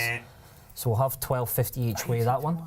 I think this one has a chance. Hasn't completed since 2nd November 2020. Pulled up behind Eldorado Allen at Newbury, Protectorat, Aintree over Fence. I mean, this one was rated 159 on last run. I mean, 3 runs over hurdles, 2 wins and a third. If it was anyone but Hyrhorskyj doing this, I'd be laughing now. Loves the heavy, 4 runs in November, 3 wins. If you can reproduce that form, I think this one's thrown in here. So we're going to back this one into 70s. So we'll back this one 12.50 each way. And what we'll do as well is we'll have a small saver on Get a Tonic of Dan Skelton's. We'll have a £12.50 saver on this one on the exchange as well. I think this one's got a live chance. But yeah, I think Imperial Aura, I think this one's overpriced. What's the other one? Get a Tonic. Dan Skelton. He's disappointed there, isn't he? It's one of those races, isn't it? I mean, my tie was tipped. We're watching Barry in the paddock there. Look, I nearly had to look twice because it's almost like Santa's arrived. He's gone. He's definitely going a little bit. When did this start happening? He's doing it for Movember. Oh right, okay. Most people do a Tash. Barry usually does his own thing. But that doesn't count because it's not Movember if you've not got a moustache, and he hasn't got a moustache. Well, he thinks theoretically he has, but he's also got some adjoining chin hair. No, it's in the 50s now, Imperial Aura. It's in the 50s after you've spoken. People will be nibbling at it, Marc, on the back of you saying that. That's for sure. Loads of socials out there. We'll get back into what's gone wrong today. Before we speak, of course, we're T-minus 45 minutes to La Plutard coming back out in what is a belter, thank goodness. Stephen Loftus. Now, I'm interested in this, Stephen. I asked the guys to pull this up. Look at this. Run for Oscar won't be trying today, so no need for anyone to back him. Now, Stephen, I know you. You've been coming onto this show many, many times. You're a shrewdy. I know you are. There's that first shrewd alarm. We should have a little butler thing. Pseudo-shrewdy. No, Stephen is a shrewdy. But you got this wrong. If you're watching what I shouted yesterday, you've seen Pat Cooney was sitting with us. And he said, straight after the says, I asked Charles what he would be doing, thinking, are you going to put this away for Cheltenham, running a handicap there? And he goes, no, I've got one eye on a handicap at Haydock in November. This is part 2 of the Run for Oscar plan, and he's also won on the flat at Haydock as well. This is going for it today. Quite why he's so weak, Marc Hyrhorskyj, I'm not really sure. Yeah, I mean, obviously connections, you've obviously got to take that into consideration. He's out to 9s now, he's completely friendless, Run for Oscar. I mean, that is friendless, isn't it? Yeah. And Stephen's obviously, maybe you're thinking that, Stephen, are you? No support, so it can't win. Drifters Cameron had that big winner last weekend, drifted out to 33s. Max Vega as well. That was a beauty, Kate, wasn't it? Yeah, he drifted like a barge, didn't he? Yeah. Yeah. That one. Big prize winners, of course, abound. Particularly on Saturdays. Tipping on this show last weekend, by the way, was unbelievable. Yeah. Because I wasn't here. It pains me to say it, but James Millman got his nap up every day. He was sitting in Marc's seat for Barry. And nap every single day. He was getting lazy and going. And we were pretty much went through the card almost every day. I think it was just one race where we didn't tip a winner between us. God, that was I know. Are we doing that so far? We are, actually. We're on it, aren't we? Are we? We've had Cool Cody at the end. Hitman. And who's going to be here? Come on, we've got to get this here. So people are waiting to know how we're going to do the card. We tipped all 4 in the first race, and there was only 2 in the second, was there? No. I really like one here. Can I get it in? Go on, Have I got time? Yeah, what do you like? So just remind people out there what the trade is before I do. Imperial Aura? Imperial Aura, we've got that in each way double as well. We've got 70s each way 4 places, and we've had our straight win on And Get is a this Tonic. part of the each way double that you put up? Yeah, got each way Because look, double. there's the offer, isn't it? I'll let you do the Barry bit. Yeah, I think is it £2 or £10 back on multiples £10 from place back. bets, yeah. You yeah, told me got that. one as You well, nearly yeah. fluffed your It's answer. £2 on the Football World Cup. James Millman's hot off your seat. Yeah, you got. If all goes wrong on RTV. Well, we'll see what happens here with Imperial Aura. Put that one to bed. But yeah, £10 back on multiples when you bet on multiples. Yeah, get a free bet. There you go, which is very good on a day like this, of course. Brinkley, look, there he is. That's the one I like. Turned out everyone else tipped him last night as well, didn't they? Yeah, Tom, feels like it. Paul, Feels like it. Ross, they all went for him, didn't they? So I thought, I mean, I was definitely the first. Put me hand up. But Pipey's going so well at the moment. Yeah. See Panic Attack went at Huntingdon earlier on her debut over fences. The horses are just going so well, and this is a race ground that we do associate them with. But you've got an old boy. Yeah, well, see, I backed Holstone thinking there would be really testing ground, but I don't think it is testing ground. So am I allowed to change my mind? He said yesterday about Holstone, Yeah. and we were all looking down because he called it Holstone. And we were like, what's he on about? And then, of course, it's Holstone, who loves Haydock heavy. I'll tell you who I think's going to win now. Go on then. Botox has. He can't win. I think he could It's win. had too many runs, and Caden Quinn getting 7 off its back, they know it's not well handicapped now. Don't you think he could win a Stayers Hurdle? No, he can't win a Stayers Hurdle. I think he can win a Stayers Hurdle, Botox has. Why? Because you think it's such a messy race? Well, it's not a great race, is it? Florian Porter was well beaten last week, wasn't he? And Botox has was improving last season. He beat Brewin'upastorm at Fontwell in a graded Should we race. do power rankings after this? Yeah, should we do go? power Should we rankings. rank it up? I don't Have you think- got the power I ready? don't think Botox has is in them, but he probably should be. That's where I'm going with this. All right, Kate, complete the tips. Yeah, Charles Burns. Yeah, for this. Like I say, Right. I thought this was a target as well. I couldn't really understand the weakness behind him. The interesting thing about this race is usually, since they changed it from the fixed brush hurdles to the conventional hurdles, where it used to be an absolute just a gimme for front runners, now it's weirdly changed where it's now favouring those who are held up. But the concern is that I'm not seeing much pace in this race apart from Brinkley. Hopefully that will be overcompensated for then. We know that that Run for Oscar is a hold-up performer. Hopefully, just like the last few years, he'll come around wide. The only front runner in the last 5 years to have won it was Sam Spinner, who went on to win the Grade 1 long walk hurdle at Ascot on his next start. So very well handicapped. Well, winners of this, of course, do go on to contest the Stayers Hurdle. I'll give you a bit of Park. validity there. Paisley Park, okay. We've got Mai Tai in here, who seems to be a very popular horse, Yeah, isn't he could be that. He could be that angle, couldn't he? Where he could be. He's got very, the very John smart. Bond form, things like that, and he probably does Yeah. want to trip on breeding. Yeah. 2 horses also that I'm interested in, complete unknown. I think it's very interesting, the fact that they're coming over hurdles rather than because he's a big lad, he wants fences. So he probably know he's well Strong on the handicapped. Betfair Exchange rate to 1, but Is he? all the late money here, they're queuing up to bat Might Eye here. For And high I five. like Gentlemen at Arms as well. Yes. For Kieran. Yeah. The fella's gent. having a ride. Yeah, gentleman. I know, that's it. He was sort of toying between, does he go to Ascot for the potential 3 that were down there, or does he come up here to ride gent? Thank God he came up here to ride gentleman anyway. But yeah, he was talking to a few of the guys, Dan Barber and Andrew Mount earlier in the week, which one to go with. They all recommended go for gent. So yeah, hopefully he'll keep him wider then. Won't be I too like far him. away. He's only 5, and I think he probably wants this trip Oh, now. he and wants we'll this come on trip for that and one as then well. some, yeah, Toon yeah. 2020s with me on Brinkley, and Tom Siegel, of course, price-wise, has put this up. Chris Timms, welcome back. Mai Tai win, Holstone, each way at 33s. He's jumped off him. The bear has Off the jumped track off then. I've him. actually backed him, but yeah, And Dan the man says, backing Imperial Aura, riskier man than me. Well, this is Hyrhorskyj we're talking about. He swims against the tide. Yeah, we'll see what happens. Yeah, I think if we can nick a place, If this wins, I'll allow the goat emojis. Okay. All right? Okay. I'll allow the goat emojis. They've been disturbing me somewhat. It's a bit of a late money here for Charles Burns runner here, this run for Oscar. On the Oscar. What you want to see. Obviously, that's what you want to see, especially from that Exactly. stable. But This could be an SP job, isn't it? I don't know. But Might I, 4.67 to 2 is going to go off favourite here. It's been strong in the Betfair Exchange. All right, this is a big field, guys. Blink, but we've got one, haven't we? And will we see a Stayers Hurdle contender come out? Messy division, isn't it? What do you make of Bob Ollinger? Covered that for you, of course, on a Sunday. You're probably going to want to have a... Oh, look at the We face. know he's going to want to say in that. G-Rod got absolute pearlers for saying he wasn't that good last year. And turns out he was right. OK, all right. Let's have a look how they're going to go out. Now, they've been waiting a little while to go around. I mean, it's sort of on post time. Come on, let's get him off then and away. Yeah, that's it. That's fine. And the first thing to say is that your fella's got gentleman at arms right out the back, which is probably the plan, is it? Not he's in quite. midfield, isn't he? Yeah, the darker of the Wackall is the other one, isn't it? Mai Yeah, Tai, keen, sweaty at the back. Not a lot of pace on, Dave. They're only That's going what 26. I love to see that because Brinkley will just keep going. He's a horse that's probably got more to say over hurdles as well. Over fences, so I thought he might even be a sort of Welsh national type horse. Botox has, who bumped into the good thing of Charles Burns, is of course in a potential qualifier when he was making his return at Cheltenham. Just went up a pound for that national spirit win. We wondered why. Turns out Handicap was probably right. Complete unknown. Still unexposed, isn't he? Well named at the moment. He's full of himself in third. Holstone. It's a W. Holstone. That's, of course, you're from Great Dunmow, which is where G-Rod's moved to. Alstone.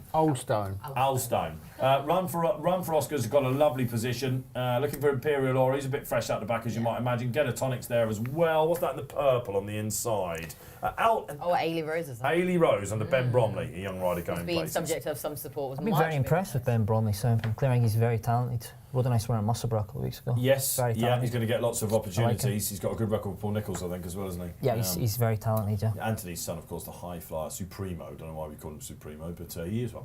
Tronador for Gordon Elliott, Brian He's Hughes. got the #1 qualification then for being involved in racing. Well, you've got to be. You've got to be related to a trainer, owner, or jockey. There are a lot of sons that ride, aren't there? There are a lot of There sons are a that lot. ride, and daughters, of course. Not really happy with Imperial Orders. He's too keen. Yeah, he's too keen and he's made a few mistakes. Are you going to do a Millman then and try and trade out, or has he just gone higher? You got no chance to trade out. Just let him. If he was up front, you might have done, mightn't you? Yeah, I think we'll be fortunate to get a place He here. loved playing the game last weekend, Millman did. He was loves loving it. the trading aspect. Loves Loves the game. Traded Loves his it. way to glory, we were saying. Good risk at all. I haven't mentioned him as well. We didn't really mention him beforehand, did we? Classy animal. Again, are they ruining their decision not to run at Ascot, do you think? No, I don't think they will be. Because they were going to have a crack at Constitution, weren't they? I think we'll go to he Haydock. wants softer ground. And the ground, maybe, as well. But Sam Thomas no definitely pace believes he's a stay up. no pace will suit him, because he's got. There is no pace on here, is there? He's got a bit of speed, hasn't he? Yeah. So that'll Do you help know him. what? It annoys me when people say pace in a jumps race. It's a gallop. A gallop. You can't write pace. They went a decent pace. Why? It's just- Why? You cannot. You cannot. My eyes are very short no, here. it's banned in the University Department. It's got to be gallop. Why? Because they're galloping. They're gallopers. You can say pace on the flat. It was a difference. Mike Yeah, is much very of a short. gallop. 11 and Really? 4 I don't know now, because we say you gallop A a little horse bit of up. running news. You gallop a horse up. They're the gallops, and but they are we say galloping. you canter them, so I don't think gallop is very. This was run at a decent pace. You will not Yeah. see that in the racing pro. Well, if you do, point them out to me. It's my job to find it. Dylan says, followed the goat. I'm in. I'm doing the each way double. Doing the Dylan's each-way with the double. Hyrhorskyj. Yeah, listen, who goes wrong? Rose is taking Don't go off. crazy. Okay, loads of you watching out there today. Quite right as well. It's a big day, isn't it? And disappointing day. I want to hear from people at Ascot as well. Brinkley's just been headed by Annie. Ailey Rose is not, Ailey he's not Rose. getting much of a say in this. I don't know probably. much about this horse. Tell me about this one, Stuart Crawford. Yeah, that definitely looked like a reappearance run. That run at Carlisle, then. You mean last night. needing it? Very weak in the. Is that a market prior to reappearance that. run? Yes. Yeah. Why? What is Well, that you've not just said technical? something factual, haven't you? Because of course it was a reappearance. A reappearance, yeah. But I know what you mean by that. You mean it needed the reappearance. Yeah, Okay, right, very I'm with much you. so. Needed Yeah. that reappearance and was a big drifter in the market prior to that. 18-1, so it just looked like a Crawford prep. sighter. Yeah, a sighter. I love it, Sighter. absolutely. Yeah, and they're not hanging around. And perhaps Ben Bromley got a clock in his head, has he, the young man? I don't think not he's getting happy much with say. the gallop. I don't think he's getting much say in it. I I don't nearly think. said pace. Yeah. I nearly had to lambast He's short on the myself Betfair there. Exchange here, Bromley in front of you is 8-1. What's the clock saying? BSP 16.4. 3 minutes 50 seconds at the moment on the live. But yeah, they think Might I in running here 7-2. A bit of money for a complete unknown. It's 15-2 in running here. breaking news, they've gone over 30 miles an hour on the clock. Well, we were. Oh, Holstone wasn't great there. It's neither was interesting my that he's quite more prominent than you might gone think, quite well, actually, hasn't he? Holstone. Oldstone. Daryl Jacob on. Yeah. Down the inner. Holstone. Where's Run for Oscar, Kate Trace? Oh, he smuggled in for, well, sort of 3/4 back, really. Been smuggled into it off the rail, which I like to see. And he was fresh early. He was keen early, but he's still keen enough there now. He's just had to take another grip of the reins there, has Daniel King. So You just sense that the hold-up horses guys are thinking, I'm not happy where I am at the moment. Let's close up a little bit. My Tie's getting closer, isn't he? Yes, he's made a few errors though. He's made a few novice errors though. You don't want to be getting first run at Haydock, do you, basically? It can be a slow running though, can't it? As we well know. Brinkley just not really loving life at the He's moment. not enjoying it, is he, Dave He's Brinkley? not. Get a tonic's gone very well on the inside. Brinkley's hundreds, my goodness gracious. Now, that might be an overreaction because he definitely wears cheap pieces. He might just be having a little bit of a lazy think about it. Yeah, Get a Tonic is cruising on the inside. Run for Oscar's got something to say. Good risk at all. We get the feeling, guys, that the big players are going to come. They're lining up to I think go to Aura's pop, beat- aren't they? Imperial Aura got totally done with Marc. Looks beat. Come on, This Oldstone. is a sighter.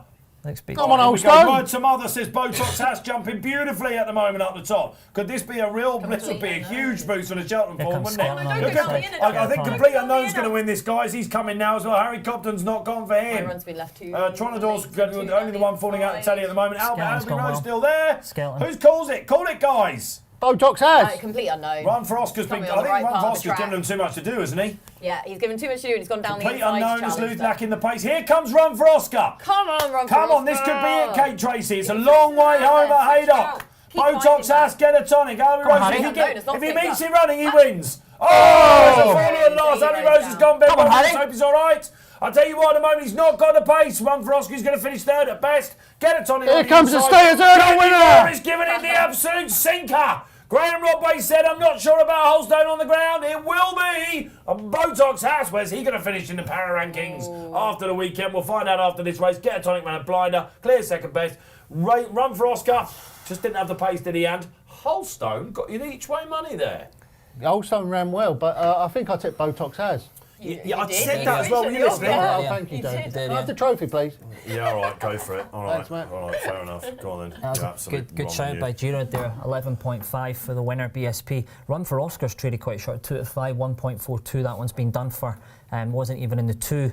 We had a saver on the second there. Get a tonic. Had every chance on the inside. That one's went as low as even money, but it just never looked like he was going to get past the winner up the running, did he? Right, that was exciting though as well, wasn't it? Stayers Hurdle. Stayers Hurdle, what price? I'm just looking at What what he was Price is he before going to anyway. be for the Stayers I'll tell you Hurdle what. now, Dave? Do you know what? I actually said Jamie Moore in the running because I tell you what, Kane and Quinn didn't half look strong there, didn't Give it a they? good ride, He's yeah. so good. Very good ride. Is he? He's really, This really is an up and good. comer. Oh, definitely. So he was previously with Warren Great Treks, I think, and now he's Yes, with Gary he was. Moore. He's 100 to 1 Oh, on the he's- sportsbook right now for the 100 Stayers. to 1 for the Yeah. Stayers Hurdle. What a price that is. Well, you have to imagine now that the attempts will be, when you see what happens in these Yeah. attempts qualifiers and he comes up against something of an Irish that's given 2 stone to, he's probably not going to go there now, is he? So win the national spirit again and go and have a go at the Stayers Hurdle? Yeah. We all thought you were balmy. Most of the world does. Could he be right there? Interesting scenes. What is 100 to 1, Mark? 100 to 1 on the sportsbook. Now, some of them have suspended. He's probably going to be shorter. Maybe He around certainly 33, 40. deserved that, didn't he? Because he did run very well. The horse that beat him, of course, that we're referencing, that boost of form, was Shoot First, the Burns good thing. And Charles will have a line on that, of course, to Run for Oscar. It's a long way home at Haydock as well. And he's stayed on strong and Get a Tonic's no mug as well. It's a funny track, isn't it? Because they've got that tight bend and they kick, and then the front runners tend to get a bit tired, but they didn't stop Get a Tonic and Botox Sass. She's won an absolute storm, wasn't she? Botox has was giving a lot of weight to Shoot First. Good Risk at All didn't get home. My Tie didn't get home. Complete Unknown didn't get home. No, he stopped. He didn't pick up He looked anywhere near massive it. player, didn't he? 2 out. Yeah, huge. I literally thought he was the winner. I was kind of hoping because Dubrovnik Harry makes Chase Davy tomorrow. At Exeter. Exeter even, yeah. And so I was kind of waiting to see of any angles for that. He's for a what they're talking gonna horse, do. isn't he? Yeah, massively so, because he beat him at Sandown there last season. So I was waiting to see sort of any form boost then for him for tomorrow, but didn't pick up. To be fair, I think Dave and I did say yesterday that we did like Complete Unknown for the race, but we were worried first time out. And he did run like a race, like... It's unusual for horses to win these type of handicaps without a prep run. Yeah, so you Yeah. might want to remember that next time around, Mark Roski. That is true. They have to have run. No more fast. go to Moses, I'm afraid, dude.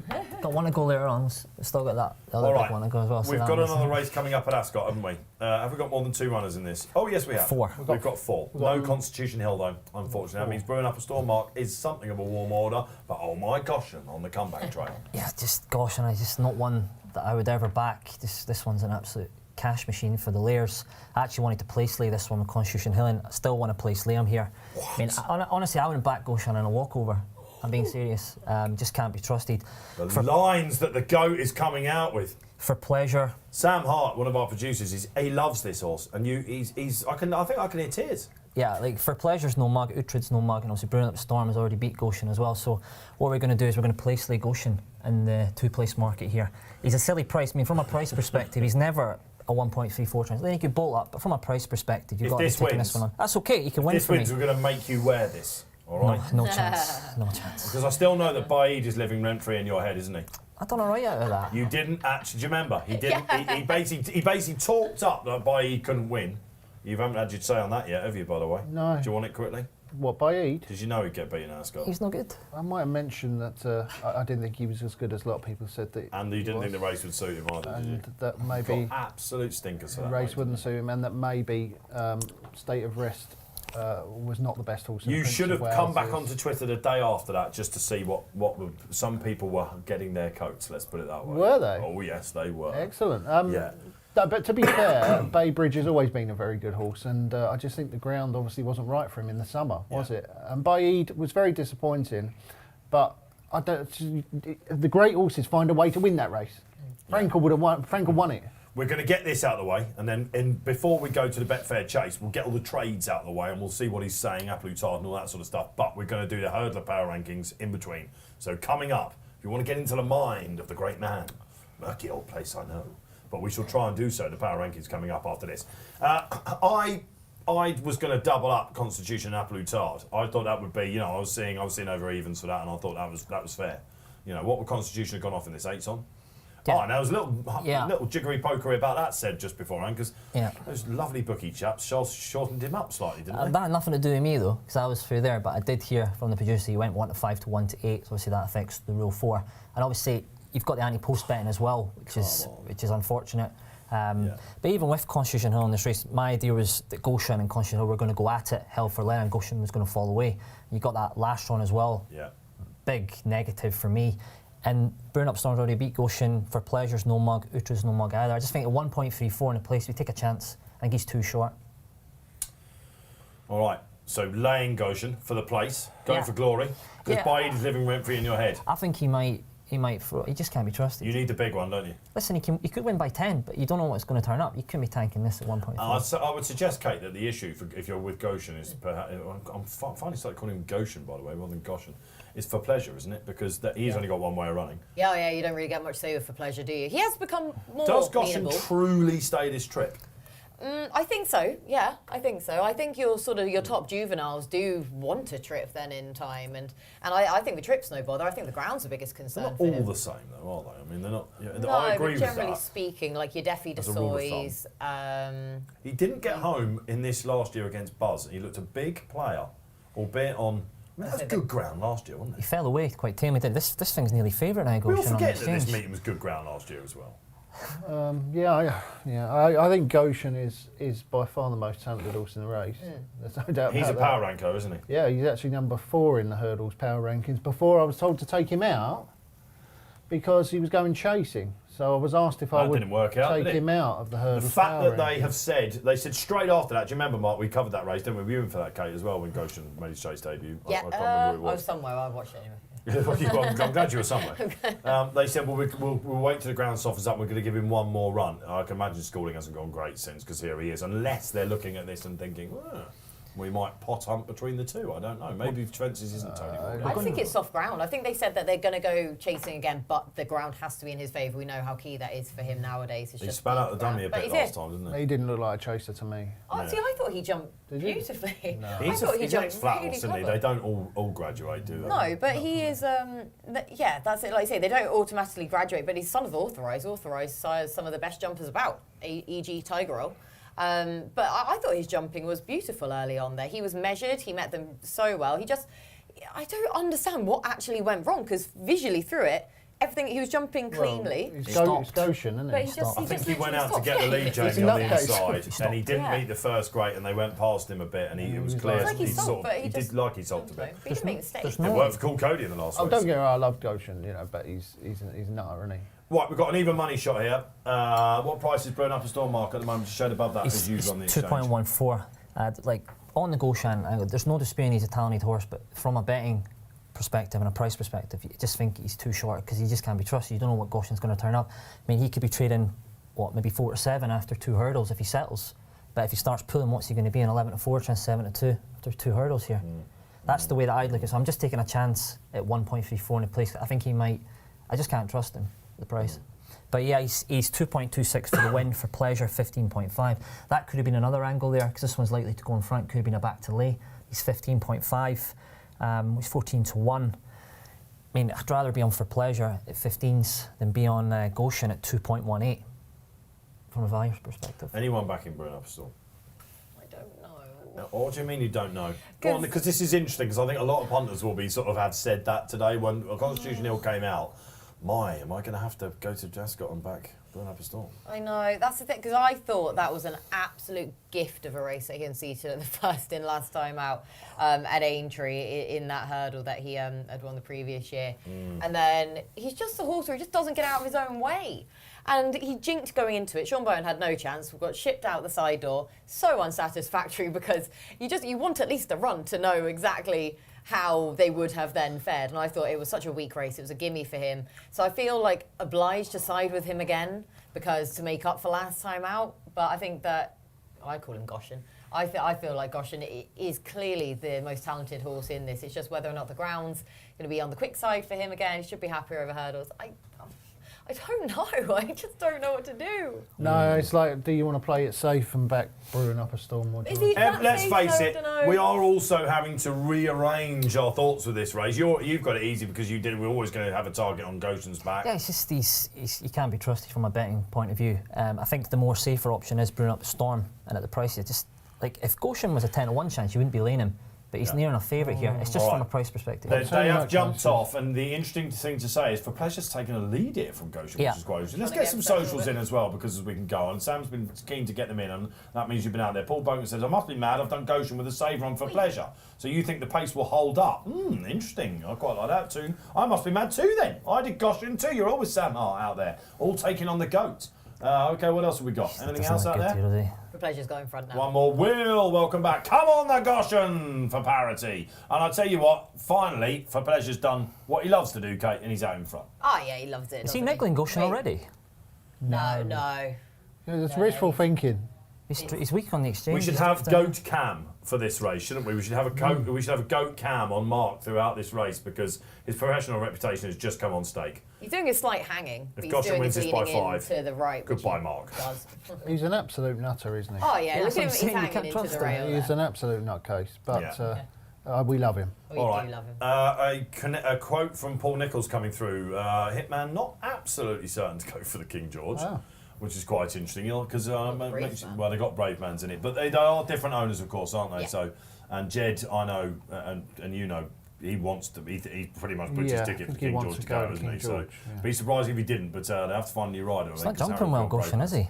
Alex Ferguson there today, guys, as well, was asked whether he thinks England can win the World Cup. He said no chance. Actually, you've actually got a quote through. We have got a quote saying that, but he basically says this will be the best ever chance because they're fresher than normal. So, but anyway, it's great to see you, Sir Alec, there. And could we see Hitman Hatton, Ricky Hitman Hatton, joining the connections as well? We also get a quote from Sir Alex on that. Be a great thing for the sport, wouldn't it? We love it when we see our crossovers. But back to the Coral Hurdle we go, and what we can say is brewin'upastorm looks like he's having a good time, Graeme Rodway. He's enjoying it in third. I don't know what Goshen's doing. He's sort of happy enough, I think, in second. Is he? What do you think, Marc? Come on, give us a negative. I think he wants to go quicker. He's 3.55 and running on the Betfair Exchange. They want to be taking him on. Is that because he's getting taken on for the lead? I'm not sure. I don't think he's going that well. Like we'll see what happens, but again, Utrid's definitely not going. Quite a that few well. people getting on brewin'upastorm in running over here in Marc as well in the chat and stuff like that. Yeah, he's odds on. He's 1.77 in running here. Brewin'upastorm. He's settled beautifully for Aidan Coleman, and this one does find as well. What's Goshen going to find under pressure? This could be one for old Robbie Wilder's, the related double, couldn't it? Brewin'upastorm and Botox has. Well, this would be interesting to see what For Pleasure does here. Goshen's had enough, I think. Is he? No. Oh no, he's back on the steel. No, I'm not sure about that. What price is he, Marc? He's run about 5 to 2 on the exchange. Yeah, he's out. He's 9 to 4. Brewing Up Storm's even. It's Brewing Up Storm's 1.56, around 4 to 7 right now. Here comes Bruin, of course, 2 places. He has been laid by the goat. He wants to go up the inside there, Go doesn't on. he? Keelan will not let him off his inner. Pleasure is rated a stone lower by the handicapper than Goshen, who is hot on his heels. But Brewing Up a Storm there as well. And Utrecht, a horse that was moved from Joseph O'Brien to Darren Skelton. Bridge Andrews is just like, well, let's see if we can pick up any pieces on him. He didn't look that interested last time, but he's definitely shaping a bit better now. I wonder if there's a plan for him. All right, where are we? 3 out? We're coming to 3 4 out. out. 4 out? Is it? 4 out, yeah. Yeah, all right, okay. Goshen's so we're 4 nearly out. in front now. We're 4 out. And all of a Goshen's sudden, gonna be for in Pleasure, front. he's trying to fill his lungs and go again. Let him up the inside. That's the key. Aidan Coleman looks happiest, I think, doesn't he? But Goshen coming up the inside. Now, I'll tell you what, here comes Bruin's Goshen. in trouble. Oh no, the goat! The goat's, Where's goat's Goat in Cam? trouble. Goshen's Let's get going to on win. Goat Cam. Yeah. Is Marc Hyrhorskyj having a shocker? Where's the goat cam? Have we got any beads of sweat on Marc Hyrhorskyj's head? That's the question. I'm glad you're my racing gosh. smart, mate, because you're about to go down the sink. Oh, let's go. Here comes Brewing Up a Storm. He's not done with yet. I'll tell you what, the place looking terrible. I think we'll be lucky to get this out of the Goshen's happy, isn't he? Who needs Constitution Hill, we're all saying. This is going to be a thriller. This is going to be a thriller. Come on, Goshen. And the 2 of them are going clear. The place lays down the sink, Mark. Yeah. No all right, who's going to fill it? He's going to have to battle here, I'll tell Goshen. you what, Marc Hyrhorskyj, get ready to change your attire. Goshen's still in front. away, Brewing Up Goshen. a Storm can stand side. I He's think away. he's Brewing. I think Bruin's Come going to on, get Goshen. this, isn't he? He's starting to... He's giving him £6, Goshen. I don't know. Oh, I don't know. Brewing Up a Oh, Storm. it's a What they thriller. do with it? The Goshen's- pair have come well Goshen's won. clear. Goshen's won. Goshen, come on, away. Goshen. He's done it. Keep He's going. done it. He's done it. He's Great done to Go, see you Goshen. back. Keep Oh, going. look at him. Very low indeed. Jump This this, is Goshen's jump day. Get the t-shirt ready. Over Hey. he goes. Not Happy too days. far. Goshen is back.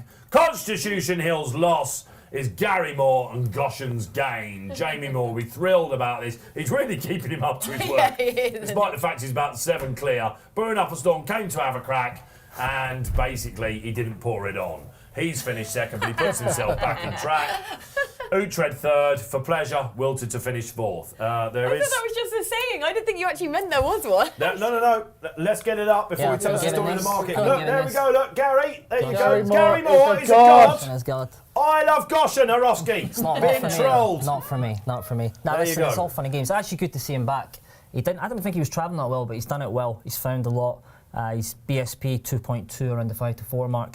I think Brewing Up Storm had every chance and the Ian Coleman just didn't pick up. But yeah, Goshen, is he back? Where is he going next? That's the answer. Just keep looking at that surface and thinking what would have been wrong for Constitution Hill, but yeah, okay. Well, Goshen likes soft ground, though. Well, that's the thing. That's the thing. This low. That's the thing. How low did Brewing go? I went as low as I am. on this chair. He was trading quite short. I think he's went. How did he go? Oh, I thought he was coming to get him. Yeah, he's traded as low as 5s on and running there for Brewing Up a Storm £500. did? Yeah, 1.19, just shorter than 5s on and running. Well done, you Goshen supporters. There are legions out of Goshen. there. Goshen, everyone's saying Goshen winning on good, says Joe Holden as well. What's going on? I don't know. That's the Horses. first thing that Keel said to me last night when I said, well, if Constitution Hill don't run, Goshen surely wins. He said, no, he wants off ground winning. Well, there you go. That's what everyone thought as well. All right, we've got a bit of time now. In fact, we are buzzing up to our next race, so we might have to put off the power rankings until after this. The big one. Well, I think I should be allowed to put Goshen back in. Well, let's get them up quickly, shall we? We've got the hurdlers ready. We're going to talk some power rankings quickly. We've got 12 minutes until the Betfair Chase, the big one. There are Graeme Rodway's power rankings. Now, this was launched in the big jump-off, which we did in October. And this is 20 up. As it Brewing Up a Storm is there. He's ahead of Goshen at the minute. No, Goshen's not in there because I was told to remove Goshen because he was going chasing. Who told you that? Parky. Oh, Tom Park. Tom Park. He's coming back into the He'll be in, studio won't next he? week. Next You can have a week. pop in. Yeah. But I think we'll put Goshen back in. He was number 4, Goshen. I know he was up He there. was the 4th best hurdler. So in talk to Britain us through Ireland. this. You've got Champ there, I suppose. Now, a lot of people have been saying, hang on, Champ, what's he doing there? Well, Champ had some good runs to his name last season, did he not? This is based on their best performances, I'm Yeah, assuming. so the idea is if every single one of these horses turned up and on their favoured ground, at their favoured track, and Yeah. run their absolute best race, Yeah. then how would you rank them?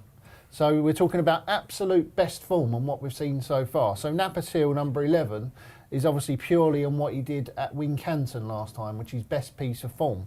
State Man, obviously the county hurdle, I think, not the race at Punchestown. Bob Ollinger. Bob He must have come Ollinger, into it late. he came into it last week after finishing second behind. And I like to move it. He's a lead. mover, is he? And I like to move it, obviously, after winning the Cheltenham race last week, came into number 14. But this is purely on absolute best performance. It's in the last 365 days. And how much A of Graeme rolling Rodway's year. opinion comes into it then? Well, it is loosely based on Racing Post ratings. Someone had been asking about that in the chat, by the way. Someone asked. However, it's not solely based on Racing Post ratings, because if you go and rank horses, which you can do on the Racing Post website, go to statistics, horses, and rank them by Racing Post ratings. You can do your own power rankings, is what G-Rod's saying. Then you won't get that list. It's slightly different because it is loosely based on Racing Post ratings. However, it is then my opinion, which mainly, to be honest with you, is based with times and sectional times, and how I compute the sectional times to give them upgrades on the time that they've already achieved. Get that? Yeah. So we started off by looking at the top 20, top 30, top 40 horses on Racing Post ratings. Then we looked at the time figures, and then looked at sectionals, and from there we created this list of horses who, in the rolling period of 365 days, a rolling year, have shown their very best performance on their very best ground. So if they turned up, they got their very best ground, their very best track, and run to their absolute peak, how would they come out? And this is what we've got. And this is quite interesting, isn't it? Because State Man runs tomorrow in the Morgiana against Sharjah, and you would have him on top tomorrow. State Man. No. I haven't seen the betting for that. No. You wouldn't. No, don't. So no. You would be back in Sharjah tomorrow. Yeah, if we go to the top. Hang on a minute. Who did you put up? Go to the top 10. Blimey, all right, here we go. I've not even mentioned the winner of the Morgiana yet, have I? No, then the winner of the Morgiana is sitting in 5th right now. That's Tihupu. What's the betting for that tomorrow, Marc? I've got it here. Who, Get that for you just now. who is a very, very good horse on heavy ground, judged on his Gorham Park win. Okay. You know, he got a high RPR that day, and the time was very, very good, and he thrashed 2 good horses. I think Daraso was one of them, and maybe Quilixos was the other one. Well, he basically beat Calixos in every single run when he won last year. Yeah. It was, He did, yeah.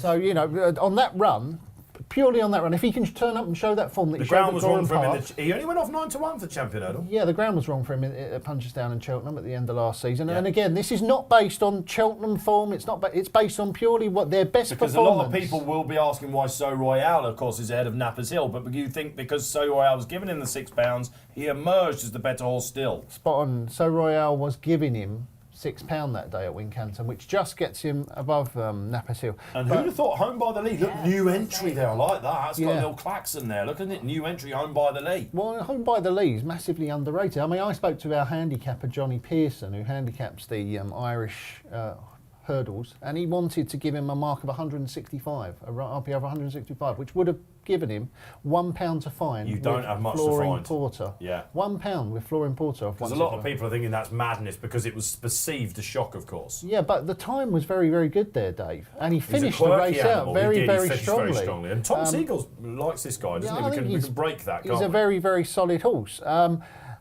Obviously, Constitution Hill above Honeysuckle purely on that supreme run, not on what they've done above their whole careers, and purely on Forget what they've done. This forget is what the they've thing. done That's the across their whole important thing. careers. We're talking about absolute best performance in the last year, a Yeah. rolling year. Yeah. So Because of course Honeysuckle is a legendary horse now. because isn't she's she? won so many more races Yeah. than Constitution Hill. However, on pure performances on their last on the last year, Constitution Hill has been far more impressive than Honeysuckle, albeit only once. But on that Cheltenham run, he's a better horse than her. And you've already mentioned Epatante and Not So Sleepy. But there is an elephant in the room there, and it's number 6. Can we all home in on number 6? Not So no, we Sleepy. all love Not So Sleepy. He's a right character. He's won some very good races. Explain. Now this is Is where this on the Epatante form? Yeah, this is where the 365 rolling picture is going to play a part, because this is based purely on one run, his very best performance of the whole last year, which of course came when he dead heated with Yeah. the 4th on the list, Epatante, Right. in the fighting 5th. So on that fighting 5th run, Epatante and Not So Sleepy are obviously very, very closely matched. They dead heated in that race. So wherever Epatante is, Not So Sleepy has to be fairly close to her. Now this of course will change, because this is based on a rolling year, and once we get to the fighting 5th next week, the rolling year will move beyond last year's fighting fifth. Yeah. And then unless Not So Sleepy goes and wins the fighting fifth, he's got no form after that fighting fifth that suggests he should be in the top 10. He will probably drop out of it. Here you go. Here's a great question from Sam Davenport. Where's Blazing Cow? Well, he hasn't got any real big It's novice figures. form. It's a figure. He hasn't done it yet, basically. Yeah, his RPRs are quite... He'll be high up in lots of anti-post lists, won't he? But look, you're loving this guy, aren't I'm you? laughing at some of these tweets after Goshen. Some saying he would have beat Constitution Hill today. Oh, you're... I'm just, All right, okay, it's bringing all it fun back. and games. They are your It's power rankings, and it's there all was an fun and games, explanation you know. that will be clipped up, I'm sure, by Jackie out there. And look, we're going to enjoy this through the winter. Well, Kate, you're sitting there. I'm afraid to say you were on the doubles shot for that throughout, basically. So when people are throwing tomatoes later, some might hit you on Twitter. I don't know. I I'm have not defamation. But I expect... you sort of nodding with this, Kate? You looking at, or are you thinking that the bear like I is said, balmy? because when you said home by the lead, I mean that RPR, like I say, even with the decent time, to me at this stage still seems wild because I'm still taking that form. If you took it solely, I'm taking it as a bit of an anomaly from that race, just personally. But now that G-Rod, as he's explained from this is one race, their standout race, that adds a lot more clarity then to this. And like I say, if Not So Sleepy doesn't go close and in the fighting fifth again, he's out. Yeah, So, all right, we're going to be doing this all throughout. Lovely little graphics as well, isn't it? And it is interesting. You do them, of course, in novice chases. We're going to get in there. We've got the chases to go. And we've got the top chaser coming out next. Let's get the market back up then for the big race of the day. Thrilled to say they all go. It is A Plus Tard. I'm very excited about this. I think everything's right for it. Everyone was saying it's going to be too slow for him and all that sort of stuff. This is poetry in motion, Marc. Hyrhorskyj, how are we playing for Betfair? Yeah, he's very strong in the betting here. He's about 1.6 this morning. He's in at 1.47. So roughly around 4 to 9 mark at the moment. Bristol Demai absolutely friendless here. This one was 7 to 1 yesterday on the sportsbook. It's an 18 to 1 chance on the. Well, everyone was expecting it to be Haydock heavy, right? Yeah, and obviously you've only got the 2 places here on the sportsbook. But yeah, listen, I thought A Plus Tard is probably a bit short here. Obviously, we'll showcase the Betfair Exchange capabilities here. I think around maybe 4 to 9, 1 to 2 the field here. I think that's a bit of value. I think A Plus Tard was probably a backable price, about 1.6, 1.7. A Plus Tard, yeah. And A Plus Tard. Are you worried about the stable formed Bromhead as well?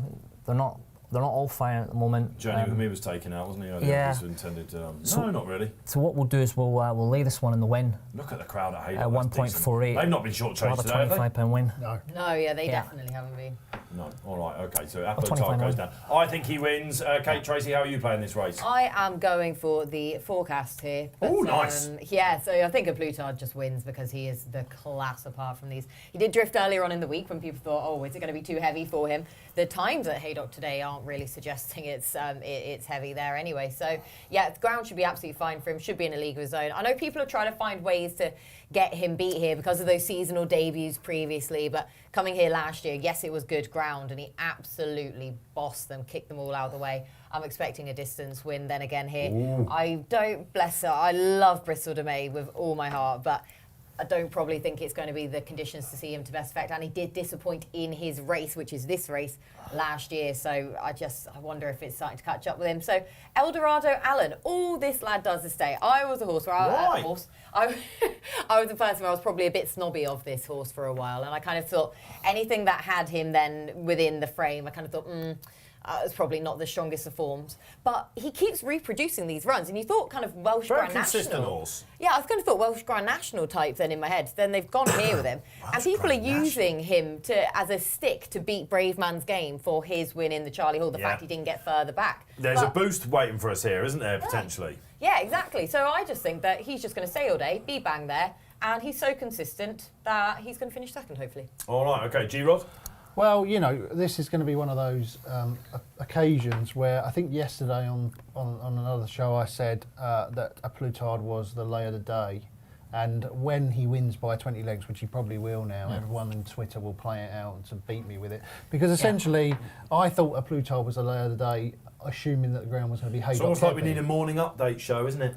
Yeah, now... Isn't it just? Yeah. Now Isn't it? Throw it out there. Isn't it? the problem, of course, is that it's not Haydock heavy. It is OK ground, and on this ground, A Plus Tard will win. Yeah, And all right, okay. We'll Eldorado finish this second because Island's very Protectorat strong. is stinking in the I market think now. Frodon will finish second. If you have backed, Frodon's finished second because he'll like the ground, of course. And fair done, well done for Paul for rolling the dice again. Big market move was 25s on the Sportsbook yesterday. It's what, 9s now on the Betfair Exchange. Frodon. Yeah, Frodon. Eldorado Island 9-1. It's nearly second favourite now. But yeah, a little slight drift on a plus start here as well. I mean, that's what a 1.56. Plutard. 4-7 now, you know. Plutard. Would you be tanking this? 4-7? Yeah, I mean, this is a win. This is the best horse in Britain and Ireland on my Yeah. power ranking. This is a number one. We thought we were going to have two number oneers, didn't we? But top tens, we thought we were going to see the best of them. But we've got. Yeah. Thank goodness he's here. And This is an outstanding horse. let's pour a little bit of historical context onto this race. Only 3 outright favourites have won this race in the past 10 years. We have seen some of the Gold Cup winners come and sink in this race afterwards. We don't know what that Gold Remember Cup took out. Snoopy of them. Loopy? Oh, yeah. Snoopy Loopy, what? Peter Bones horse? Yeah. Did Kate was Did he not win fall it? there? Sam Yeah. Thomas was on Yeah. board. Loopy, yeah. Snoopy Yeah, I Loopy. think he did, yeah. Ellsworth, was it not? Yeah. No, it was Bowen. Bowen. It's Bowen. Oh, what, Dominic Ellsworth? Blimey, there's a shame. Dominic Ellsworth. wasn't it? Blimey. Kate But, fell at the last, yeah. with Porto, Sam of course, we've Thomas. seen. Yeah, long Yeah. runs and all that sort of stuff. Mike Bite ran terribly, didn't he? Right, up we go Oh. then. Native River was sunk in the race, and we are off. I'm thrilled to say it's the Betfair showpiece, of course, starting off 6 unbelievable weeks for Betfair. It's what we call the fighting period. Fighting fifth coming up next week. Plutard sees them all in, out the back. He absolutely bunnied that one. It's Frodon getting on with it. We know Bristol likes to do so. It's like Haydock Ascot, isn't he? Lots of people like to call him on racing Twitter. Will he find it soft enough? That's the question. Eldorado and the other grey in the race. And good to see they're going a pretty good gallop here, considering it's a staying race and it's at Haydock and it's the Betfair Chase in a small field. And seeing them all in, of course, is... what's that Protectorat, isn't it, on the inside, of course, in these Hitman colours, as we've been calling them today. He was really weak, Marc, wasn't he, Protectorat? Because in the week it looked like there have been some professional money going on to him. Yeah, because obviously you had the rumours around the favourite. He was as short as 2-1 in places. I mean, he's went off 9.82 here. And the he's more been in rain they favourite. heard up at Haydock, Yeah. the Dan was thumbs-upping everyone connected with this horse that we want it softer the better for him. Yeah, he was notably quite weak. I mean, he's 15-2 in running here. Bristol to Mai 13.2. There was late money for this one. It's trading at 10s and running here just now. He's great, isn't he, Bristol to mate? Yeah, he's to a watch. fan favourite, isn't he? Yeah, no, and well, look, just sit back and enjoy Yeah, this. And the he's fact is, he's disappointed Frodon a little bit. I asked you when the last time when we did the Badger Beer, when was the last time Frodon had won a race without leading? He didn't lead all throughout that, did he? But when Bryony lets him, allows him his head, that's when he's happiest. He's tiny in comparison. He's to really Bristol, enjoying isn't it, isn't he? Look, he's almost white as well, Bristol to Mai. he? He is jumping absolutely Frodon's not superb. going Get too well. himself out of that one, Frodon. Goodness me. I don't know how he didn't make a momentum-holding mistake then. It is a great sight to watch. You are right here. it's lovely. For Frodon's Bristol. very weak He's here. stretching them as well. This is What's going to be happening? quite interesting. I mean, Rachel's going to have to sort of tag on at some point. I mean, look, she just was out the Yeah, back. she'll take her time. There's a lot of, I don't know, it's interesting, isn't it? Very interesting indeed. I'd say Protectorat doesn't look happy. What's he gone out to, Marc? Because, I mean, actually... He's actually shortening up. He's 11-2 in running here. The Frodon's not favourites on the drift. Favourites on the drift out to 1.63. all right, Frodon's okay. hating this, is he not? Yeah, Value he's- in running yeah. then if you're on Yeah, it's Plutard. 25s. 3 lengths clear, going into the home straight for the first time then, is the 3-time winner of the race, bidding to become Corto Star and win this for a 4th time. He's placed in the race, of course. Did he turn up last year? It was Yeah, Royal he Pagaya. did. He was real did. disappointing in Yeah, it it was Royal last Pagaya year. was beaten 22 lengths, wasn't Yeah. it? Is he going too quickly, old Daryl? Oh, he just he's go gone along well, with isn't he? the long Just enjoying You himself. Yeah, don't he's want to enjoying give him too much rope, this old boy. Oh, This yeah. is He's well ahead. It's his cup final, isn't it? Yeah, it is literally his cup final there. You know what? He's also the nicest person in the world, Bristol to me. He is. Is he? Oh, he's so kind. Oh, I can imagine he's a lovely. I've gone to legend. meet him in the stable there before, and he is the sweetest horse ever. I So just love him. the camera's gone in on Plutard there, and he's kind of like, it's very interesting at his fences, isn't he? He's quite clever, isn't he? He's deliberate a little bit. He's not like Bristol, who's just like, give me the fences. Yeah. You know, this guy Plutard's very neat over Yeah, there, isn't he's he? very neat and tidy, isn't That, he? I watched back, like a lot of people, that final furlong Wow. yesterday at the Gold Cup. and Amazing. The turn of foot he Oh, showed it there was was amazing. just unbelievable. I've wasn't never it? seen a horse win a Gold Cup like that. But I wondered whether, a lot of people were saying, well, can Favourite. Constitution do it again? Can Plutard do that again? I know, that's the thing, exactly. 'Cause that was so, like, how could it have gone any better then for him in the Gold Cup? How could he possibly win it in that emphatic style again? Yeah, I'm getting a lot of. We've got half an hour before our next race after this, guys. We've got a lot of people on the ground at Ascot are getting a lot of disappointment coming from racegoers, and they've canvassed the bookmakers, see what they think as well. well. Sam Hendry's putting it all together. James Burns, our man on the ground there. We're going to get some great pieces for you tonight, and I'm going to give you some lines from them coming after this then as we go out on the far side. This is the Betfair Chase, and Bristol is just a great site, isn't it? I would be, if I'm Rachel now, I'm thinking, when do I start to creep a little 15 closer? to 2 and running here, Bristol to my. Oh, on the old boy. 5. The favourites on the drift, 1.7. 1.7 the fab. No, but it's not totally surprising, Stays is it? all day though, but I mean, it depends what Bristol finds in front. Yeah, It's not soft enough for Bristol, is it? Just keep there, surely? Of course, Aflutard went to Leopardstown after this, didn't he, last year, and got chinned by Galvin, and he's a very good horse, fresh as we know. Frodon still sticks to the inside then. Protectorat now starting Going to very warm well, up. isn't it? Protectorat. You get the feeling they've just gone up a gear a little bit, guys, haven't they, the closers? Bristol looks potentially a bit vulnerable Yeah, here. looks vulnerable now, Bristol. Harry Skelton now putting it up to Bristol. What's happening to Aflutard? Aflutard's out the back dropping at the minute, out, is and he? she's just needs to The make his elbows are fences just right. going. Protectorate What a flow jump there. Protectorate, yeah. Yeah, she's just basically Yeah. hoping that they fall in a hole, Rachel, isn't They she? are picking it up now from quite. Yeah, because They are. Frodon's just We know the battling to Protectorate stay in there a bit. has done that in the past. Has picked it up from. Oh, He a went little for a bit big close one on there. Bristol and he got too Bristol's going to close. start, maybe just start. feeling the Aflutard's pitch a being bit pushed now. along. He's been niggled, Aflutard. What price is he? He must have gone right out in Plutard. Even isn't he? money, money, Aflutard. even money in the run. In running on the Betfair Exchange. Okay, he's got He's to in take trouble, this the Gold one. Cup winner. I don't know about that. I'm not so sure. I'm not so sure about that, G-Rod. I think we're a little bit way out yet.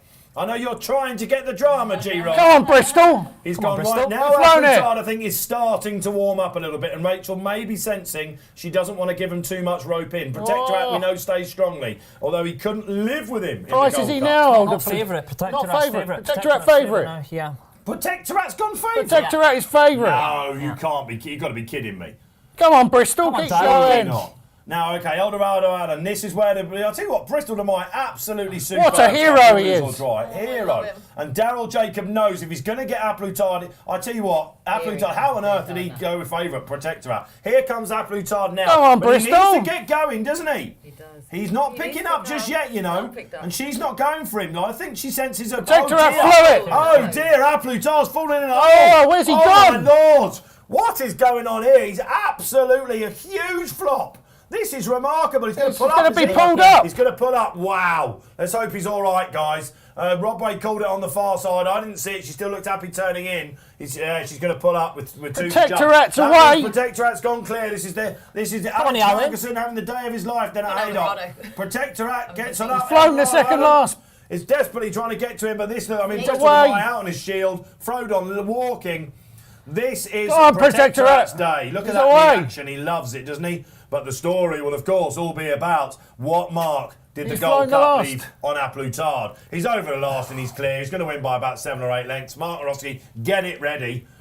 He went running, favourite, around about 4 out, didn't he? I still thought Aflutard was coming, but all of a sudden, he stopped till he was shot. And what a great celebration from Harry Skelton. They get their grade 1 of the season in the bag. Happy days then if you're on Protectorate. If you love Alex Ferguson, Jeb Mason and John Hales, they'll be celebrating tonight. Marc Hyrhorskyj, what happened there? Yeah, coming around the bend, they certainly knew in running there. I think the favourite was too short. It's went off 1.55, around 4 to 7. Anti-postmarket earlier in the week as well. Went out as big as even money as well at one stage, so somebody definitely knew not run its race. It's been done in the 2-place mark at 1.24. But yeah, it's definitely one you want to be taking on. We laid this one at 1.48. I think Bristol Demai run a cracking race in third. It's just unfortunate for the each way angle. There wasn't the 3 places. This one's went as short as 4 to 1, emptied 2 out. I think Eldorado Allen for Joe Tizzard, I mean, that's BSP 13's 12 to 1. Looked like it had a chance at one stage. That one's went as low as, 9 to 4, 3.25 for £16. But winner was impressive. But the questions have obviously got to be around the favourite and what impact that's going to have on the Gold Cup market now. Yeah, we have got the 3:15 at Ascot, of course, coming up. No Edwardstone there. Let us know. What do you think, guys? Did you see it a long way out? And don't be after timing on that. I don't know. We're going to have to see what the crack is. Again, the reporters at Haydock are now probably going like this, aren't they? I had it all written. We had the whole copy ready to go. We are having a lot of postscripts here, Togo. Of course, Captain Guinness won, didn't he? I mean, they're having winners over maiden hurdles. Henry, I didn't really see it. Watch House Cross won. That was absolutely great though. Like that Dan Skelton has had that race in mind for probably since the horse finished in the Gold Cup last season, at Aintree last season. Yeah. And he's got that horse absolutely bang. We said this yesterday, it was his Gold Cup. And after the race, Dan and Harry Skelton were embracing, and I have not seen Dan Skelton so animated, I don't think, ever in my life. He is so happy because he has done an absolutely magnificent job. I mean, I've said before that I'm not sure about all this getting horses peak bang right on the day, but there's no doubt about that. Dan Skelton got that horse bang right on the day. I know we can say going left-handed on a flat track and when the mud's flying is right up his street, I'll protect her at, isn't it? And I don't know if the mud was flying though. Was it, Dave? Well, I don't know. I mean, it wasn't fast ground up there, was it? So he needs dig, doesn't he, protect her? I think we can But then he say ran that. such a blinder in the Gold Cup. Wait, was he fourth in the end? Third. He ran well in the Gold Cup. Yeah, I think you'll see the same approach, which obviously will not please Chris Cook and many others, including myself, Yeah. because I think that he probably won't run again now until the Gold Cup. 10-1 now on the Betfair 10-1 for the Gold Cup. For the Purple-Star, yeah. Where would you potentially For a go Blue to Tard? Ireland with him? Yeah. 10-1 for the Gold Cup winner. Aplutard. 10-1. Aplutard's out to 10-1. 10-1. 10-1, yeah, for the Gold Cup. That's a Betfair ridiculous Sportsbook, yeah. overreaction. It's a long way, but you think it is. Oh yes. What's something physically not right, is it? It's beat too far out. It's beat too far out. Way too bad to His be stride true. just shortened very, very quickly, and you could tell that he just wasn't going to pick up. He's a horse who usually does his best work late on, and he's emptied. She came there on the Yeah. outside, didn't she? He was 10-1. nimbly popping them, and Yeah. I don't know. All right. What price Okay. is Protector at Let's have a look. He is. Let's have a look. for the Gold No, Cup? that's not winning a Gold Cup. What Oh, Protector he's at? He's not blue. winning a Gold Cup. He's just hacked up in the He Betfair did. chase. Something will beat him in the Gold Cup. He's not, Why? I'm doing a Rodway. Protector Act will not win a Gold Cup. Well, what are you going to do? He didn't really get over it last give year. Up the The game? Irish will Are you beat him giving in up it. the game? I'm not going to do You're what going to you give up did. the game if Protector at wins the Gold Cup. You got lucky on that because you said if Pile Driver wins an arc, I'll give up the game, and he He was. didn't win the arc, did He he? didn't run in it. So you're I'll just You- and you were so can I very, get you very on- relieved. I'll get you on record and say that you're giving up the game if Protector at wins I'm the not Gold giving Cup. up the game because I love the game. But I tell you, my opinion is that Protectorat will not win a Gold Cup. Why? He's going to get outstayed in the Gold Cup. Well, who's he beating there? They weren't stopping there, was Eldorado Allen, who is a good horse. stays all day. I'll tell you what, that's a good boost for Brave Man's Game, isn't it? Yeah. Yeah. But the horse he pretty much thrashed at Wetherby. So I wonder if he's going to harden up a little bit for the King George as well. But look, it's all about today. And Jed Mason, we had him in this very studio yesterday. Sat between myself and Rodway. Congratulations to him and the team. Great to see Alex Ferguson. Let's hope he's on the back pages tomorrow because he's had a very high-profile double. Yeah, that's. Would you go? I'd go to the Lexus with him or something like that now Yeah. if I was Protectorat.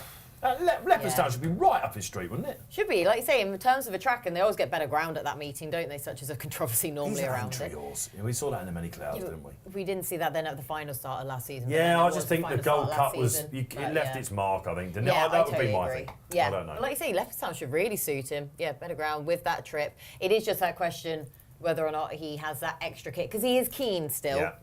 In the Gold Cup at Yeah. Cheltenham up the hill. Yeah. All right, okay. All right, so let's get on with this then. Let's go to Ascot then. No Edwardstone. There's your Betfair SB whopping. He was 5-2 at one point in the week, and he went all the way out. So here we've got one. No Edwardstone then. No Kilteely Briggs. So Scottish, a very progressive horse, and his Carlisle form was boosted on his British debut. And he'll like the ground, Marc Hyrhorskyj. Do you like him? I think he's a bit short, and obviously Edwardstone's out. Obviously opens the race up and was carrying top weight. I think 3.2 is pretty short, and I think that's factored into connections because they definitely know the time of day. But I mean, I like Paul Nicholls' time white. I mean, he hacked up last time I was on. I mean, he was very impressive, course and distance winner. I mean, I think he's the most solid option here, time white. I mean, it's so Scottish, even at Carlisle. I don't think that form's that great, to be honest with you. Time White travelled like an absolute dream. And Paul Nicholls did say that he'd probably come on for that. He's quite He'll surprised bounce by off that. the ground, will he? Yeah, he's only got £7 for that. I mean, I'd rather be on Time White at 9-2 than be on the Emmett Mullen train, so Scottish at 2-1. I'm surprised that Ferro Bamboo's here, aren't you? I thought that he would be. I thought he found it a bit sharp last time. I thought it would be Sandown next, and he'd take a lot of beating there. Venetia's horses aren't running well either. He's not had a winner in a long time, so that's obviously something that we should look at. Yeah, 200 days, yeah. Long press, of course. Yeah. All right, so this is the trade, yeah. Yeah, for the goat. Yeah, we'll have a the goat pilot. We'll have a £25 win at 5-1, 6 on the Betfair Exchange for Time White. All right, okay, there you go. All right, and if that wins, that will go to the merry month of November. Still, one more weekend in November to come. I'm not having Barry that Barry's doing Movember. Barry's doing November. No, I'm not having that. I'm sorry. Barry is doing Next is time there actually Beard something? November. Is there a rule that you can't do a beard? yeah. How do you know? Go on the website. Google, I'm not doing it. I've got a lot to do it. You've got time to do it. I'll have a look in a minute. You've given your You power can't, rankings it's to watch. not a beard. It's a mo. You have to grow a moustache. You can't make up your own rules. When's Barry coming back on? That's a sideburn. A little while, yeah. He's doing a sort of tour. Oh, he's dodging me, is he? Very possibly, like Millman. Yeah, after They're all starting to Bailly. dodge you. Oh yeah, well possibly, very possibly. All right, okay. So let's get some more selections in here. I would have liked a Scottish Edwardstone run. I'm with you, Mark. I think I'm not totally sure he's the most straightforward. So Scottish, despite the fact he keeps winning. Richard McClellan was brilliant on him last day at Carlisle. Because the horse that has subsequently won, who pushed him that day, whose name escapes me now, Crawford or something, Coulthard horse, he actually gave him a bit of a fright. He looked beat, didn't he? The Galley smashed him off the board that day at Carlisle. Yeah. I can see Time White here. I think he probably is the sort of solid each way horse in this. I don't like Ferro Bamboo. Third time like he's got it all to prove. Before Midnight, last year's winner, he's not, maybe a bit high in the handicap. Amula Gold, We're back to him last who just time, always if I runs remember. well here. I don't know, but I thought Boot Hill was. And I see he might see it go off favour. He won very well at Newton Abbot, didn't he, Boot Hill? Harry Fry likes taking some good horses there. So Scottish bit of a drift out to around 5-2 now. All the money's coming for Boot Hill. Yeah, I can see this. And Johnny Burke's having a good time in a great Cheltenham, didn't he? And he didn't half win well. I know that it says only a length and a half over, but that form's been boosted since subsequent scorer he beat, and he scooted up. What, Time White? No, Boot Hill. He's very well named actually. He's got Boot plenty of toe. You're tipping him, are you? I am. Oh, okay. Yeah. You with him? I thought Edwardstone would win. Yeah, you thought he was a good thing, Edwardstone, Yeah, I didn't thought you? he was a good thing off 12-stone, Edwardstone, but he's not running. So We were lauding Kingy, weren't we, for running a good horse. I'm in actually handicap. sitting there, and the next two races, I'm just hoping that So Scottish and Musical Slave don't win, because I'm involved in this new game, and it's called the Punter versus the Pro. Apparently, a very popular thing. At That's the right. Post. Yeah, so I'm basically being taken on by one of our members. It had to be you, didn't it? Over the 6 Melrose races. didn't fancy it, did he? Melrose didn't fancy it. So this fella Freddie Jones. A lot of people applied to have a pop, didn't they? A lot of people applied to have a pop at me. You got 4 non-runners, of course, today. So I picked 6 horses for the 6 races, and he picked 6 horses for the 6 races, and whoever ends up the most profit and loss at the end of the day wins the battle. Now, sadly, 4 of my 6 were non-runners.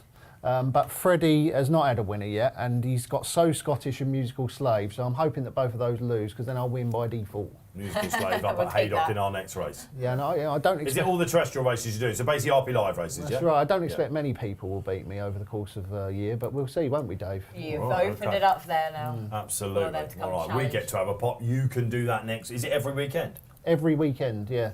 6 races. Come and have a go, but I don't think you'll beat me too often. Come and have a go if you think you're hard enough. G-Rod, there's your chance. You've heard it here first. All right, a reminder. What wins this, Kate? Did you put one Before in? midnight. Oh, your hopefully. game. Is it a Hopefully. massive prize, isn't it? Why is it so big? I love the dunno. ground. I know, won this last year. £2 higher. I tell you what, could a Moolah Gold run? Well, they're off anyway. But Yeah, I can see Yeah, someone in the chat, big Dean price. Lewis has Yes, come on and said, I'm well, very well, late to this, but what on earth happened to Constitution Hill? Dean, you're about to very late find to that, out. then, yeah. Don't worry, the postscript is out there. where have you been? Where have you been, Dean? That rhymes. All right, Ferrero Bamboo. Now, this is interesting because I thought this horse would find it a bit sharp. He's He's now on the going horse for that drops front. himself out, doesn't he? is. That doesn't travel, drops himself out. He didn't last time, though, anywhere near as bad, but... I've got a bit of proper respect decisive. for these tactics here that are going on for Venetia because they know he's going to get done for toe, so he's going from the front here. That makes him a player in my eyes. All right, so Scottish is in third behind last year's winner Before Midnight. Boot Hill settled nicely in midfield. Amula Gold. It's already Already fantastic. Amula Gold gets a He's such wake-up a call. Remember this race last year?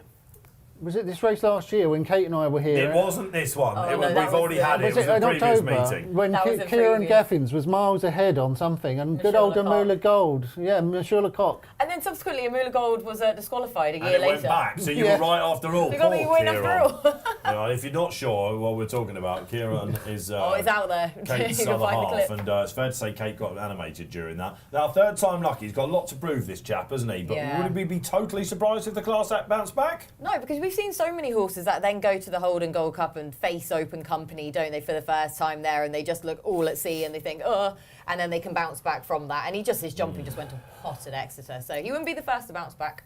Yeah, okay, all right, so they are going through the race. Marc Hyrhorskyj on the far side. They're not going very quick, are He's they? very keen. Time White out to 8s and running here, pulling. And obviously Venetia's in front. I mean, that one shortened up from 8.6 BSP. It's into around, 7.4 at the moment. But again, they're not going any pacier. It's just a Moolah Gold that's doing what a Moolah Gold does. Let's get another in running social. I'm loving these today. This is a great new little feature. Andy Sim says, I need Boot Hill for my treble. Loves a multi, does Andy.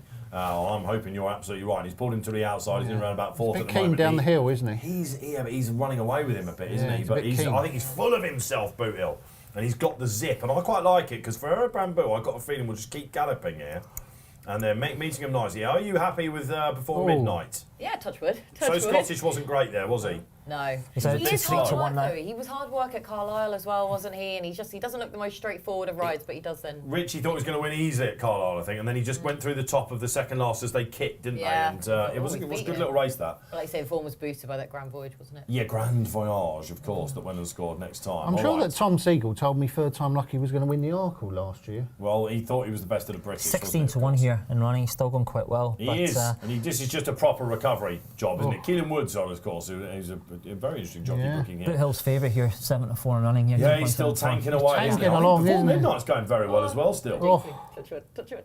And So Scottish coming back into it. I think this is a very interesting also Scottish, no doubting it. And all right, another in-running social. What have we got? Word to Mothers this time. White looks like he's going well as well. Yes, not out of it at all for the goat. There's a lot going well. The favourite's going well. So Scottish for Freddie Jones. Third time lucky is just literally being hunted round, isn't he? And they don't really know what they've got. He's got a lot to prove now. Third time lucky, that's for sure. Right, we're turning in then. Fences are bigger.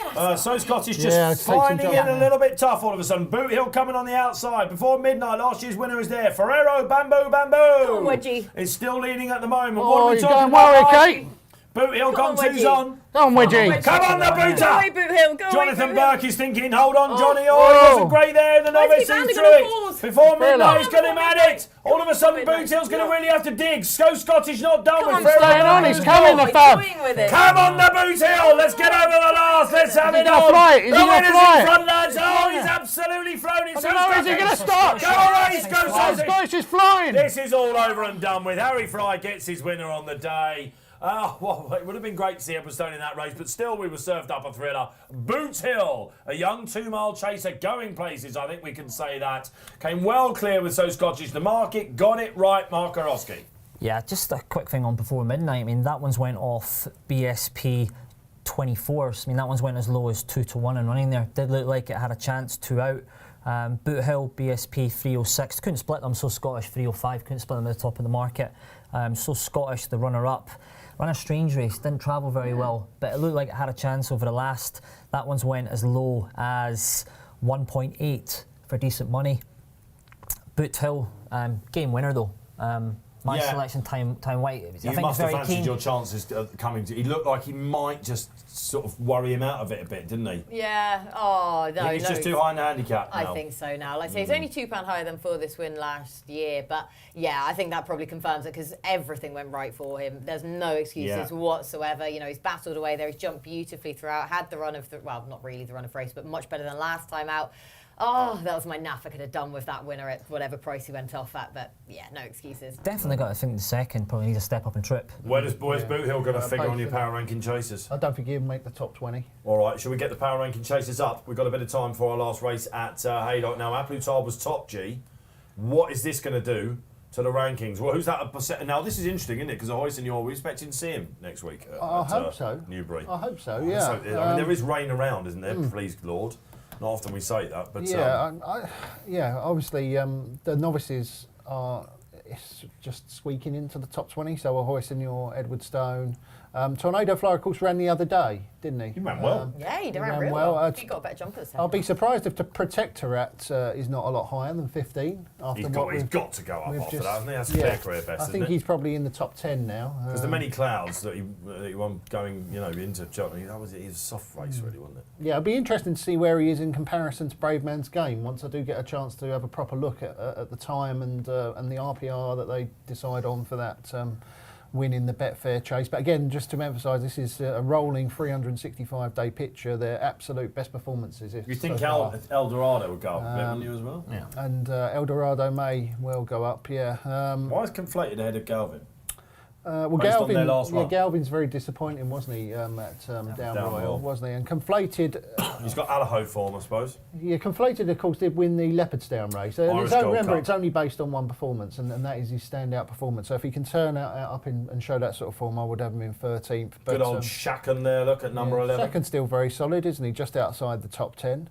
All right, let's move but up if we then. move Let's up go to up. the top, Let's go up. to the top 10. Here we go. Now, Apelutard is on top. I'm assuming Hyrhorskyj will be top after that. Does that mean that Apelutard will get... Or is it so bad to be true? No, I don't expect Apelutard to come off the top after that. I think that it was too bad to be true. And if you take his best performance in the last year, which is that Gold Cup, I think he still deserves to be on top. But yeah, who else have we got there? Lom Press, of course, didn't run today. Okay, Tracey, question for you. Who's going to be top of that board come the end of the season? Galopan in number 8. He could be, couldn't he? He's got the potential to step up. Gold Cup Marc would suggest that as well. I mean, he's 5-2. Galloping Deschamps. Has he been trimmed on the back of Apelutard running a Shoker? I mean, he's as short as 9-4 in other places. We're standout price 3-1 at the moment. Fav now. Yeah, clear favourite. Yeah. I'm absolutely amazed at the Apelutard price at 10-1. A massive overreaction. What would you price him up? I think I'd go about 6. I'm going to try and find an excuse if I can for that coming through. Because it just can't possibly have been his true form, can it? The other one that I think caused a bit of was Royal Pagaille being in 5th, but well, if you're strictly going on the Apelutard form, you know, he's a very good horse on heavy ground at Haydock, and when he gets heavy ground at Haydock, he's a tractor. There's not many horses who are better than him, basically. He's a power tractor, and I think he would have. What do we expect to see from Shishkin this year? Oh, who really knows? I mean, exactly when we're even going to see him. Obviously, he had that rare genetic bone, something or other. I didn't even know what it was. I'd never heard of it before. we had to like invent a new page in the excuses book after that. On what we know, Shishkin is definitely a better horse than an Erjamin. Definitely. Just on the basis of that one. Look at the goat loves that. The goat loved it. He definitely. On the figures that I've got him with 2 higher figures than Energumin. I don't have Energumin's wins at Cheltenham or Punchestown as up there with Hyrhorskyj or Apelutard. Why? Because Shishkin flopped. Well, Shishkin, was obviously not.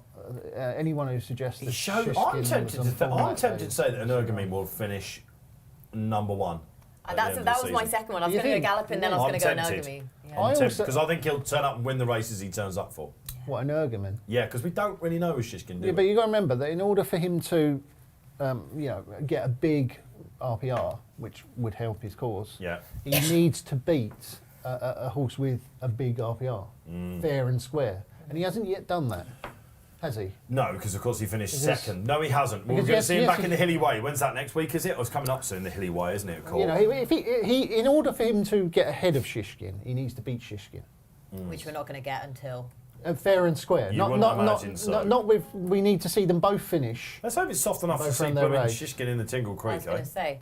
But do you think that Willie would be tempted to bring an Energumin over for the Tingle Creek, though? We know he targeted it with horse in the past. Of course, he didn't get it with Shacken. Yeah, he got bitten with Shacken. Yeah, he did get bitten with Shacken. Shacken just doesn't really travel, does he? He used to run Undersow, didn't he, a lot? Yeah, Undersow would go there then, but obviously the deep ground and everything. I wonder, Will he be tempted to send him there? Yeah. Well, look, anyway, there you are. And Hyrhorskyj, we don't even know where we're going to go. The most exciting horses on the list, I think, are Gallopin and Lompress. The one power rankings that I've been enjoying really so far, that it's obviously new and it's settling itself, is the Novice Chasers. I'm assuming John Bond's at the top of that. Yeah, well, I haven't done John Bond yet, but I will update them. They're updated bi-weekly, but the trainer and jockey power rankings are causing a bit of a stir. You're always going to. A thankless task, I'd imagine, that one. So I'll publish those this week, and maybe we'll do them next week. I could have had some mischief the there because you got a bit of stickers.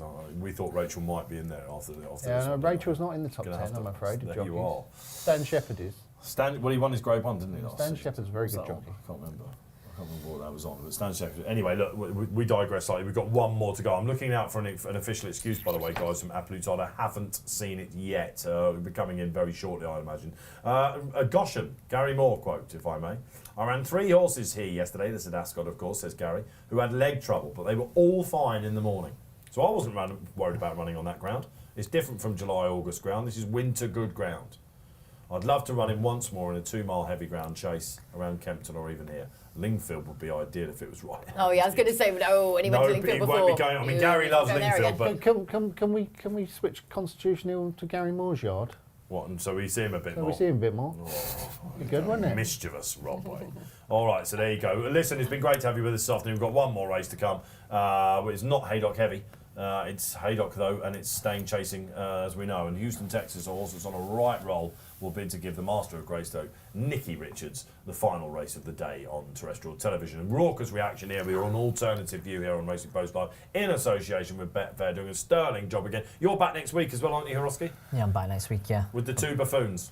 Yeah, Barry's on course. I'm back next week. Yeah. Posty and Batch, who did a sterling job on the Saturday. I can imagine that's a fun show, isn't it? It's a fun show. Yeah. It's a fun show, you know.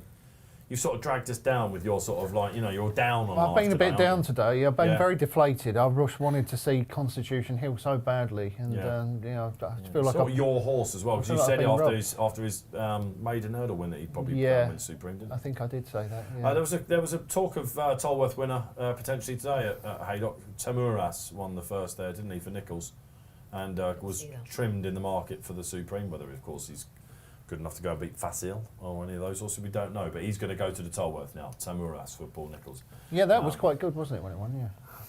Yeah. Looked good. Yeah. Looked good at Chepstow. Looked good today as well. Beat the right horse in sizing policy. Anyway, what wins the last? Hyrhorskyj.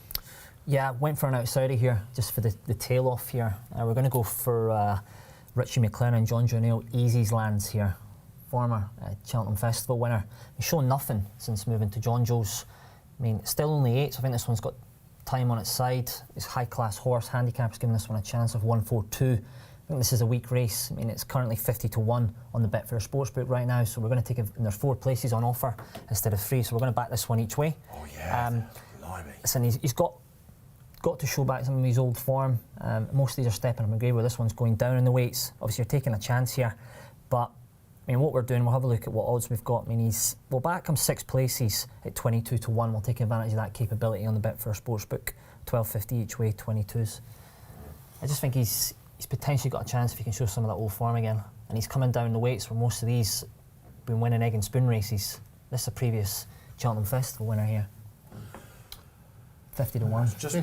It's just whether he fancies. He's only an 8-year-old. He's only an 8-year-old. Time's still on his side.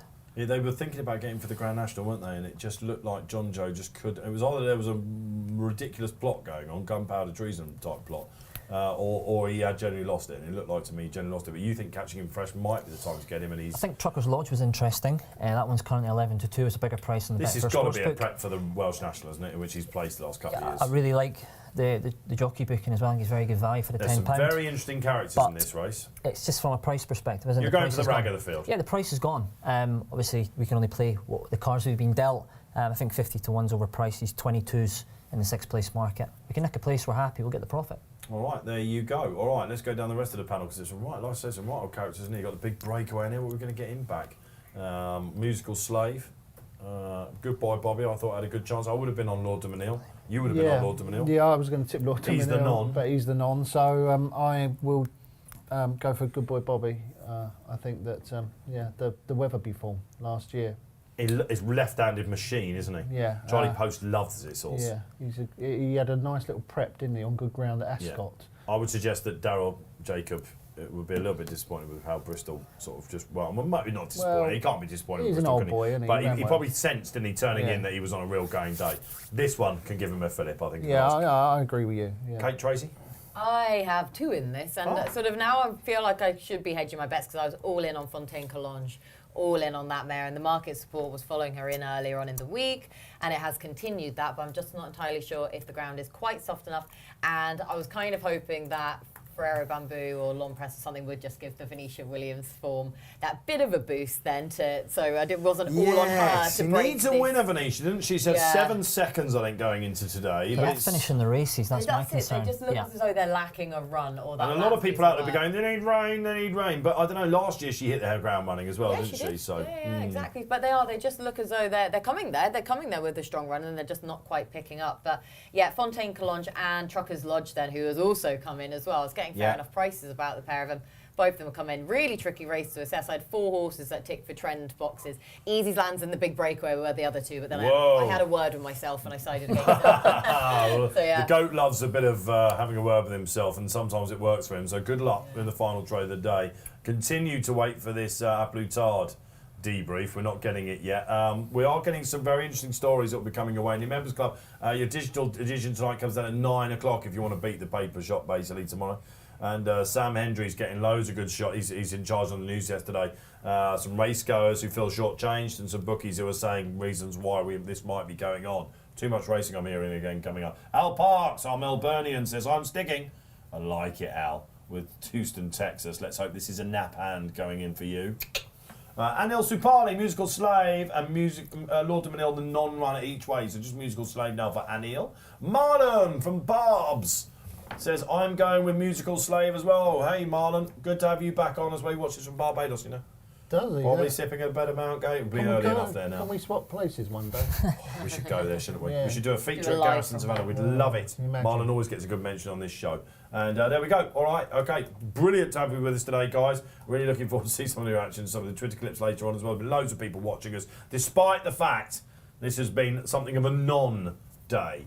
Loads and loads of debriefing to be done here at the Racing Post. We'll be picking the bones out of connections, thoughts, and what we're going to do going forward. Although it's been like a very disappointing day because we missed the stars, it's been quite an exciting day with what we've seen, hasn't it? Cool Cody was a great feel-good Cool result, Cody wasn't it?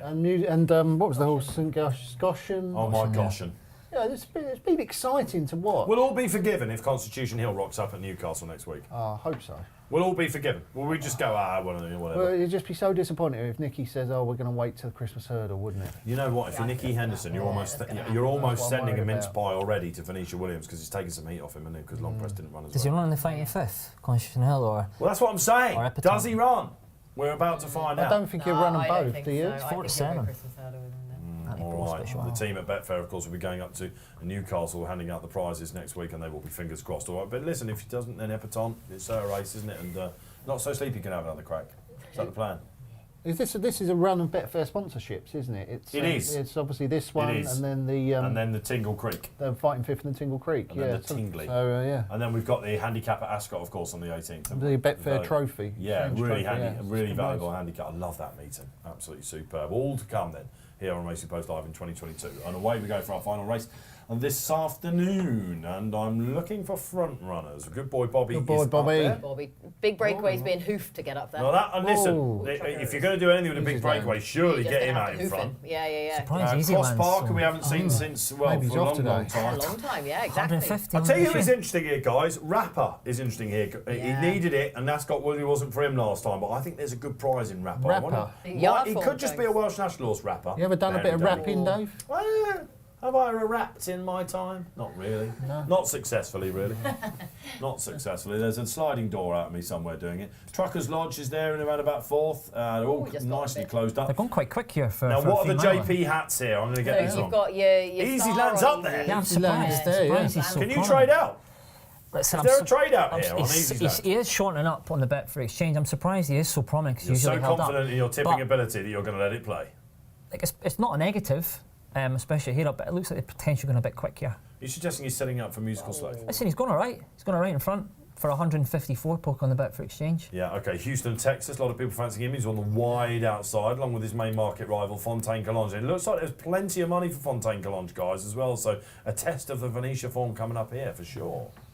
Did you hear that interview last week with the jockey who won in Cheltenham? And he said the difference between the English style of riding and the Irish style of riding. I think it was on Racing TV. I didn't, but I probably know what you're going to say.